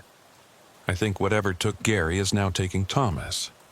But in a different way, slower, maybe. Or maybe it's adapting, learning. What is it? I told you before, I don't know what it is, but I've developed a theory. There are places in the Arctic where the magnetic field is weak, unstable. And in those places, when conditions are right, the boundary between our reality and something else becomes permeable. People can slip through, or things can slip through to us. How do we stop it? I don't know if we can, but I think we might be able to reach Thomas if we're willing to take a risk. What kind of risk? He looked at me seriously. The kind where you might not come back. He explained his theory. The truck had been pulled into a threshold space, a place between realities. The only way to reach Thomas was to enter that space ourselves, and the only way to do that was to deliberately position ourselves in the same conditions that had caused the phenomenon to occur. You want me to drive out onto the ice roads during a storm? I asked. Create the conditions that led to Gary's disappearance? Not exactly. I want to be more controlled than that. We'll use the location where Gary vanished, where the phenomenon appears to be strongest. We'll monitor conditions carefully, and we'll have tether systems. ways to try to pull you back if something goes wrong. You're asking me to deliberately get caught by the same thing that took Gary. I'm asking you to try to reach a place where we can contact Thomas, where maybe we can guide him back. If we do nothing, that truck is going to continue sinking, and Thomas is going to die down there. I thought about it for a long time. Thought about Gary, lost somewhere in the white, walking toward lights he could never reach. Thought about Thomas, trapped underground in an impossible space. Thought about my 23 years of driving these roads, all the times I'd been lucky, all the close calls I'd survived. "I'll do it," I said. The next 2 days were spent in preparation. Robert assembled a team, including several of his most experienced rescue personnel. Altonen brought in monitoring equipment, sensors to measure magnetic field fluctuations, atmospheric conditions, anything that might help us understand what was happening. We returned to the site where Gary had disappeared. The tundra was as empty as ever, no sign of the buried truck or the scattered cargo. But according to Dr. Altonen's instruments, the magnetic field here was highly unstable, fluctuating in ways that shouldn't be possible. They set up a base camp, including a large heated tent, communication equipment, and emergency supplies. Then they attached tether cables to my truck, heavy-duty lines that connected to winches on 2 support vehicles. The idea was that if I started to disappear the way Gary had, they could pull me back before I was completely gone. The weather forecast called for a storm to move through that evening, conditions similar to what we'd experienced during the convoy. It was now or never. At 1800 hours, the wind began to pick up. At 1830, snow started falling. By 1900, we were in near whiteout conditions, the exact scenario we'd been waiting for. "Marcus, you ready?" Robert asked over the radio. I looked at the controls of my truck, at the swirling snow outside, at the tether cables attached to my rear bumper. As ready as I'll ever be. "Remember the plan. You drive north slowly. We'll monitor your GPS position. If you start to phase out, if your signal begins to degrade, we pull you back, and if you see anything at all, you report it immediately." "Understood." I put the truck in gear and started forward, creeping along at maybe 5 kilometers per hour. The snow was thick, visibility was terrible, but I could see the glow of the support vehicle's lights behind me, reassuring me that I was still connected to the real world. I drove for maybe 3 minutes, covering less than 300 meters. The tethers were still tight, the GPS was still tracking, everything was normal. Then the radio crackled. "Northbound." My heart jumped. "I'm hearing it, the voice, same as before." "Copy that," Dr. Altonen responded. "Continue forward. We're monitoring all parameters." I kept driving. The voice came again, clearer this time. "Northbound, turn here. Turn where?" There was nothing but white. But then I saw them. Lights. Not the support vehicle lights behind me, but new lights ahead. Faint, greenish, pulsing like the aurora, but at ground level. "I see lights," I reported. "Dead ahead, maybe 50 meters. They look like aurora lights, but they're on the ground." Gary saw similar lights, Robert said over the radio. "Do not approach them directly. Try to maintain distance." But the lights were moving toward me. Or maybe I was moving toward them. It was hard to tell. The boundary between motion and stillness seemed to blur. Then the temperature dropped. I watched my dashboard thermometer plunge from -15 to -40, then -60, then into readings that shouldn't be possible. -90, -100.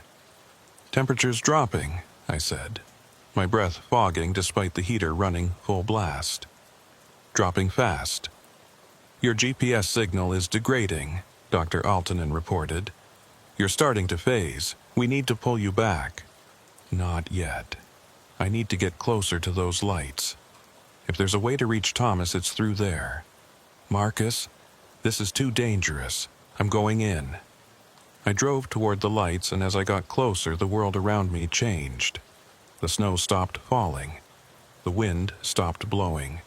Everything became still, frozen in a moment that stretched like taffy. And then I was through. On the other side, the landscape was different. Still Arctic, still frozen, but wrong somehow. The colors were off, the shadows fell in directions that didn't match the sun's position, and the sky was a shade of purple-black I'd never seen before. "Can anyone hear me?" I said into the radio. Static, pure static. The tethers were still attached to my truck. I could see them trailing behind me, but when I looked back, they disappeared into a wall of white fog that marked the boundary I'd crossed. I drove forward slowly, scanning the strange landscape. And then I saw them. Figures, walking across the tundra. Dozens of them, maybe hundreds, all heading north. They moved in lockstep, not quite marching, but with a synchronization that was unnatural. I stopped the truck and grabbed my binoculars. Through them, I could make out details. They were people. Men and women, wearing various clothing from different eras. Some wore modern cold-weather gear. Others wore older styles parkas from the 50s and 60s. A few were in even older clothing, furs and traditional garments. Drivers, lost drivers like Dr. Altonen had theorized. All of them walking north toward something I couldn't see. I scanned across the line of walking figures, and then I saw him, Gary. Still wearing his parka, still moving north, his face blank and expressionless. I grabbed the CB mic. Gary Henson, can you hear me?" He didn't react, just kept walking. I climbed out of the truck, the cold hitting me like a wall, and ran toward him. "Gary, it's Marcus. Stop." I got within 10 meters of him, close enough to see his face clearly. His eyes were open but unfocused, staring at something in the distance. His lips were moving, and I could hear him whispering, "North, always north. The lights. Beautiful lights. Gary, you need to stop. You need to come back with me." He didn't acknowledge my presence, just kept walking. I reached out to grab his arm, but my hand passed through him like he was made of smoke. He wasn't fully here. None of them were. They were caught between worlds, trapped in this place, walking forever toward something they would never reach. I heard an engine. Turning, I saw another truck approaching, also from the direction of the boundary. It pulled up next to mine, and the door opened. Thomas climbed out. "Marcus, what are you doing here? I came to get you. Your truck sank into the ground. You've been trapped. We need to get you out." He looked confused. "I haven't been trapped. I've been driving. I've been following them." He pointed at the walking figures. "They know where they're going.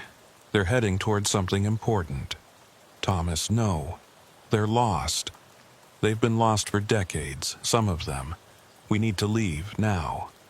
"But Gary's there. Don't you see him? We can catch up to him. We can bring him back." I grabbed Thomas's shoulders, forcing him to look at me. "He's gone, Thomas. He's not really here. None of them are. They're just echoes, trapped in this place. If you stay, you'll become like them."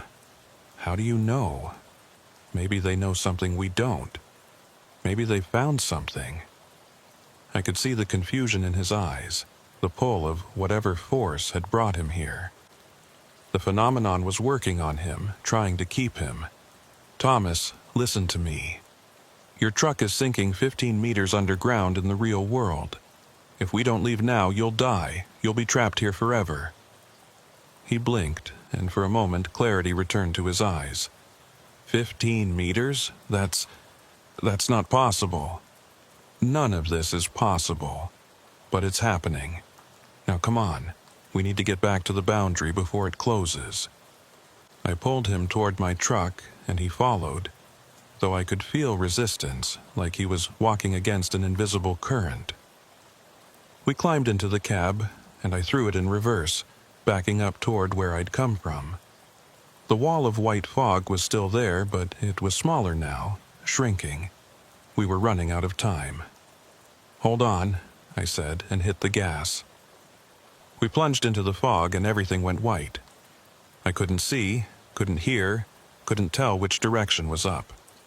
The tether cables went taut, and I felt the truck being pulled, dragged backward through the boundary. Then, with a jarring thump, we were through. Back in the real world, in the storm, with the support vehicle's lights visible behind us. "We've got them!" I heard Robert shout over the radio. "Pulling them back!" The winches engaged, and my truck was dragged backward through the snow, away from the boundary. Thomas was sitting next to me, looking dazed and confused, like he'd just woken from a dream. We were pulled all the way back to the base camp, and the moment we were clear, the support crews swarmed the truck. They opened my door, checked us over, confirmed we were both alive and intact. Thomas was taken to the heated tent, wrapped in blankets, given hot fluids. I sat in my truck for a while longer, staring at the storm, at the place where I'd crossed through. The lights were gone now. The boundary had closed. Whatever window had opened was shut again. Dr. Aaltonen climbed into my cab, carrying monitoring equipment. "You were gone for 8 minutes," he said. "But according to your GPS log, you drove for 43 kilometers. That's impossible at the speed you were moving." "Everything about this is impossible," I said. "But I saw them. Dr. Aaltonen, there are hundreds of people there, trapped, walking forever. Did you see Gary?" "I saw him, but he wasn't really there. None of them were. They're like ghosts, or echoes, caught in that place, repeating the same journey over and over." Dr. Aaltonen was quiet for a long moment. Then, "Thank you for bringing Thomas back. Not many people would have made that choice, knowing the risks." "We don't leave people behind," I said. "That's the code." We returned to Inuvik that night.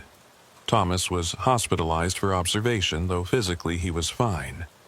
Mentally, he was struggling, trying to process what had happened, what he'd seen. His truck was never recovered. The ground eventually sealed over it, the permafrost reforming, hiding it 15 meters down where it would probably remain forever. The RCMP closed the investigation into Gary's disappearance, classifying it as a death due to unknown causes in extreme weather. His wife received the official notification, along with his personal effects that had been recovered from the truck. I attended the memorial service 2 weeks later, standing in the back, listening to people talk about a man I'd briefly known, a good man who'd been taken by something we couldn't explain. Thomas recovered, physically at least, but he never drove in the north again. He moved south, took jobs in the lower provinces, and as far as I know, he never talked about what happened except in the briefest terms. As for me, I kept driving, took contracts in the Arctic, ran the ice roads when they opened, delivered cargo to the most remote communities in Canada. People asked me why, after what happened, I kept going back. I told them it was because I knew the roads, knew the risks. But that wasn't the whole truth. The truth was that I'd seen something out there. Something that took people, that trapped them in a place between worlds. And I felt like I had a responsibility to watch for it, to warn other drivers, to be ready if it ever opened again. Because Gary was still out there, somewhere, walking north toward lights he would never reach. And maybe, someday, I'd find a way to bring him home. 2 years passed. 2 years of normal runs, of careful driving, of watching for signs that never came. The phenomenon, whatever it was, seemed to have closed. No new disappearances were reported. No more drivers vanished from ice roads during storms. It was like the door had shut, and whatever was on the other side had lost interest in our world. But I never forgot. Every time I drove through that region, I watched the horizon, checked my instruments, listened to the radio static for voices that shouldn't be there. It was late February, almost exactly 2 years after the convoy, when I got a call from Robert Kavik. "Marcus, I need you to come to Inuvik. Something's happened." "What kind of something?" "I can't explain over the phone, but it involves Gary. You need to see this."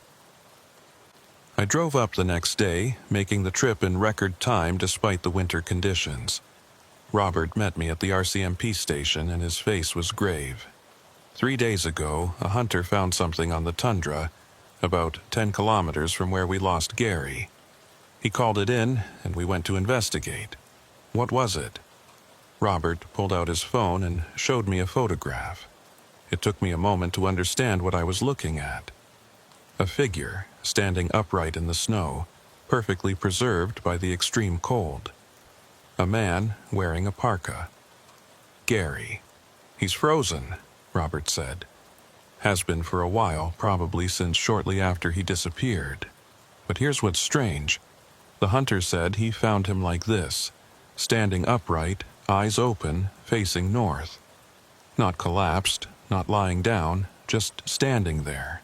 How is that possible? It's not. Nobody freezes to death standing up. You lose consciousness first, you fall, you curl up trying to preserve heat. But Gary was standing, and when we examined the scene, we found footprints leading up to where he was standing. Footprints that matched his boots. They came from the south, from the direction of where his truck was found, and they led directly to where he was standing. Then they stopped. He walked there? According to the physical evidence, yes. He walked approximately 40 kilometers across open tundra in a blizzard, in temperatures below -60, and then he stopped and stood there until he froze. That should have taken days, but we only lost contact with him for a few hours. "The time dilation," I said. "Like what Dr. Aaltonen theorized. He experienced days or weeks while we only experienced hours. That's our working theory, but there's more." Robert showed me another photograph. This one was a close-up of Gary's face. His eyes were open, staring ahead, and his expression was calm, almost peaceful. And written in frost across his face, formed by frozen condensation from his final breaths, were words. "Don't follow the lights." The same message from the note we'd found in his truck. The same warning he'd given over the radio. In his final moments, with the last of his strength, he'd tried to warn anyone who might find him. "We brought him back to Inuvik," Robert said. "Gave him a proper funeral. His wife was there, his kids. They finally got closure. But I thought you should know.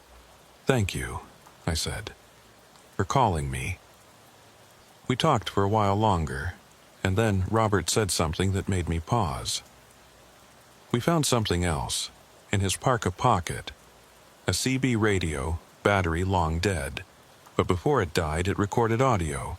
We were able to recover some of it. He pulled out a small digital recorder and hit play. What I heard chilled me more than anything else I'd experienced in all of this. It was Gary's voice, talking to himself, describing what he saw. The recording was fractured, pieces of audio separated by static and silence, but what came through was terrifying. "Walking for 3 days now, feet are numb, can't feel anything, but I have to keep going. The lights are ahead. They're calling me." Static. "Passed someone today, another driver. He looked familiar, but I couldn't place him. He didn't respond when I called out, just kept walking." Static. "I think I was wrong. The lights aren't getting closer. We're walking in circles. I can see our footprints. We've passed this spot before, days ago, but they're still ahead of us." Static. Realized something. We're not in the real world anymore. Or we are, but it's different. Time moves differently here. I've been walking for weeks, but my watch says it's only been 6 hours. How is that possible? Static. Others are starting to realize too. Some of them are stopping, trying to turn back, but they can't find the way. The boundary is gone. We're trapped here. Static. If anyone finds this, don't follow the lights. They're beautiful, but they're a lie. There's nothing at the end, just more walking. Forever and ever. We're caught in a loop. Some of these people have been walking for decades. Static. Going to try to get back. Going to walk south. Maybe if I can get far enough from the lights, I can find the boundary again. Tell Jennifer I love her. Tell the kids I'm sorry. The recording ended there. Robert turned off the device. He tried to get back, I said. He recognized what was happening and tried to escape. And maybe he did, in a way. He made it back to our world. But the cold got him before he could reach safety. Or maybe the phenomenon let him go, I suggested. Maybe it was done with him. Or maybe he found the boundary and stepped through, but the price was that he couldn't survive the transition. Robert nodded. We'll never know for sure. But at least his family has closure. At least they know what happened to him. I stayed in Inuvik for Gary's funeral. It was a small service, attended by family, friends, and a few fellow drivers who'd known him over the years. Thomas flew up from British Columbia, looking older than his years, the experience having aged him in ways that weren't physical. After the service, Thomas and I stood outside in the cold, watching the sunset. Or rather, watching the sky grow darker, since this time of year the sun barely made it above the horizon before sinking again. "Do you still hear it?" Thomas asked. The voice on the radio. "Sometimes," I admitted. "Mostly when I'm driving alone, late at night, in bad conditions. Just that one word, northbound. But I don't respond anymore, I just keep driving." "I dream about it," Thomas said. "About that place, about the people walking. Sometimes in the dreams, I'm walking with them and I can't stop. I just keep going north, toward lights I can never reach." "Those are just dreams." "Are they? After what we saw, how do we know what's real and what's not?" I didn't have an answer for that. We stood in silence for a while longer. Then Thomas headed back to his hotel, and I to mine. That night, I couldn't sleep. I kept thinking about Gary's message, about the warning he'd tried to give. Don't follow the lights. Sound advice, but also a tragedy, because Gary had followed them. And it had cost him everything. At 0300, I gave up on sleep and went to my truck. Climbed inside, started the engine, let it warm up. The radio was on, tuned to the convoy frequency from habit. Static hissed through the speaker. Then, cutting through the white noise, northbound. I stared at the radio. It had been months since I'd heard that voice. I grabbed the mic. "This is Unit 47. Identify yourself." Static, then, "Marcus Thorne, you came for me. You crossed the boundary." It wasn't Gary's voice. It was different, older, rougher. One of the others, maybe. One of the lost drivers I'd seen walking in that place. "Who are you?" I asked. "David Moore. Been walking since 1987. Lost on the ice road in a storm, never made it home. 36 years ago. What do you want?" "To warn you. The boundary is weakening again. The storms are coming. More will be taken. You need to warn them. Tell the drivers. Don't follow the lights. Don't follow the voices. No matter what they promise, no matter how beautiful they seem, there's nothing at the end but walking. Forever." How do I stop it? How do I prevent others from being taken? You can't. It's part of the land now, part of the North. It takes what it wants. All you can do is warn people. Give them a chance to choose differently than we did. David, is there any way to help you? To bring you back? A long pause, then, we're too far gone. Been walking too long. We're part of this place now. But you still have a choice. You can stay away. You can avoid the storms, the ice roads, the places where the boundary is thin. You can be safe. But I won't, I said, because someone needs to watch. Someone needs to warn the others. Then you're braver than I was, or more foolish. Hard to tell the difference sometimes. The signal faded, dissolved back into static. I tried calling out again, but there was no response. David Moore, whoever he had been, was gone. Back to walking, back to that place between worlds where time moved differently, and the lights always beckoned from just beyond reach. I sat in my truck until dawn, thinking about everything that had happened, about Gary, about Thomas, about all the drivers who'd been lost over the years, about the phenomenon that took them, that trapped them in a loop they couldn't escape. And I made a decision. I would keep driving, keep watching, keep warning anyone who would listen, because someone had to. Someone had to be the voice that said, "Don't follow," even though most people wouldn't listen, even though the lights were beautiful and the voices were compelling. Over the next few months, I spread the word, talked to other drivers at truck stops, shared Gary's story, warned about the dangers of the ice roads during storms. Some people listened. Others thought I was crazy. But I kept trying because I knew the truth. The phenomenon was still out there, still taking people, and it would continue to take people as long as the Arctic existed, as long as there were storms and darkness and places where reality grew thin. But maybe, just maybe, I could save a few, could give them the warning that Gary never got, could help them choose differently. It was late March when I got my last call from Robert Kavik. "Marcus, I thought you'd want to know. We closed the investigation officially. Gary's case is resolved. Thomas has been cleared of any wrongdoing. It's over." "Is it?" I asked. Robert was quiet for a moment. "No, probably not, but officially it is.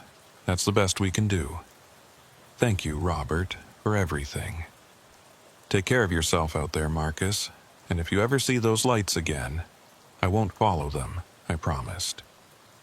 We said our goodbyes, and I hung up. It was time to move on, time to get back to work. I had a load waiting, a run to make, and the roads were calling. But as I climbed into my truck and started the engine, I made myself a promise. No more convoys, no more driving with others during storms. If I was going to watch for the phenomenon, if I was going to put myself at risk, I would do it alone. I wouldn't take anyone else with me, because I'd lost Gary. I'd almost lost Thomas, and I couldn't bear to lose anyone else. The sun was setting as I pulled out of Inuvik, heading south. The road stretched ahead of me, dark and empty. The radio crackled with static, and somewhere in that static, faint but present, I heard it one more time. Northbound. But this time, I didn't respond. I just kept driving, eyes on the road, hands on the wheel, heading away from the north and whatever secrets it held. Because I'd learned the most important lesson the Arctic could teach. Some lights are meant to be admired from a distance. Some voices should never be answered, and some roads, once you start down them, you can never find your way back. Gary had followed the lights and paid the ultimate price. Thomas had almost joined him. David Moore and hundreds of others were still out there, trapped in that place, walking forever. But I was free. I'd crossed the boundary and returned. I'd seen what waited in that place between worlds, and I'd chosen to leave. And that choice, more than anything else, was what separated me from them. I drove through the night, putting kilometers between myself and the north. The storms stayed behind me, the darkness receded, and slowly, gradually, the temperature climbed. By dawn, I was in warmer territory where the sun actually rose and set properly, where reality felt solid and unambiguous, where the lights in the sky stayed where they belonged. And I kept driving, because that's what truckers do. We deliver our loads, we make our schedules, we keep the world moving, even when the world sometimes shows us things we can't explain.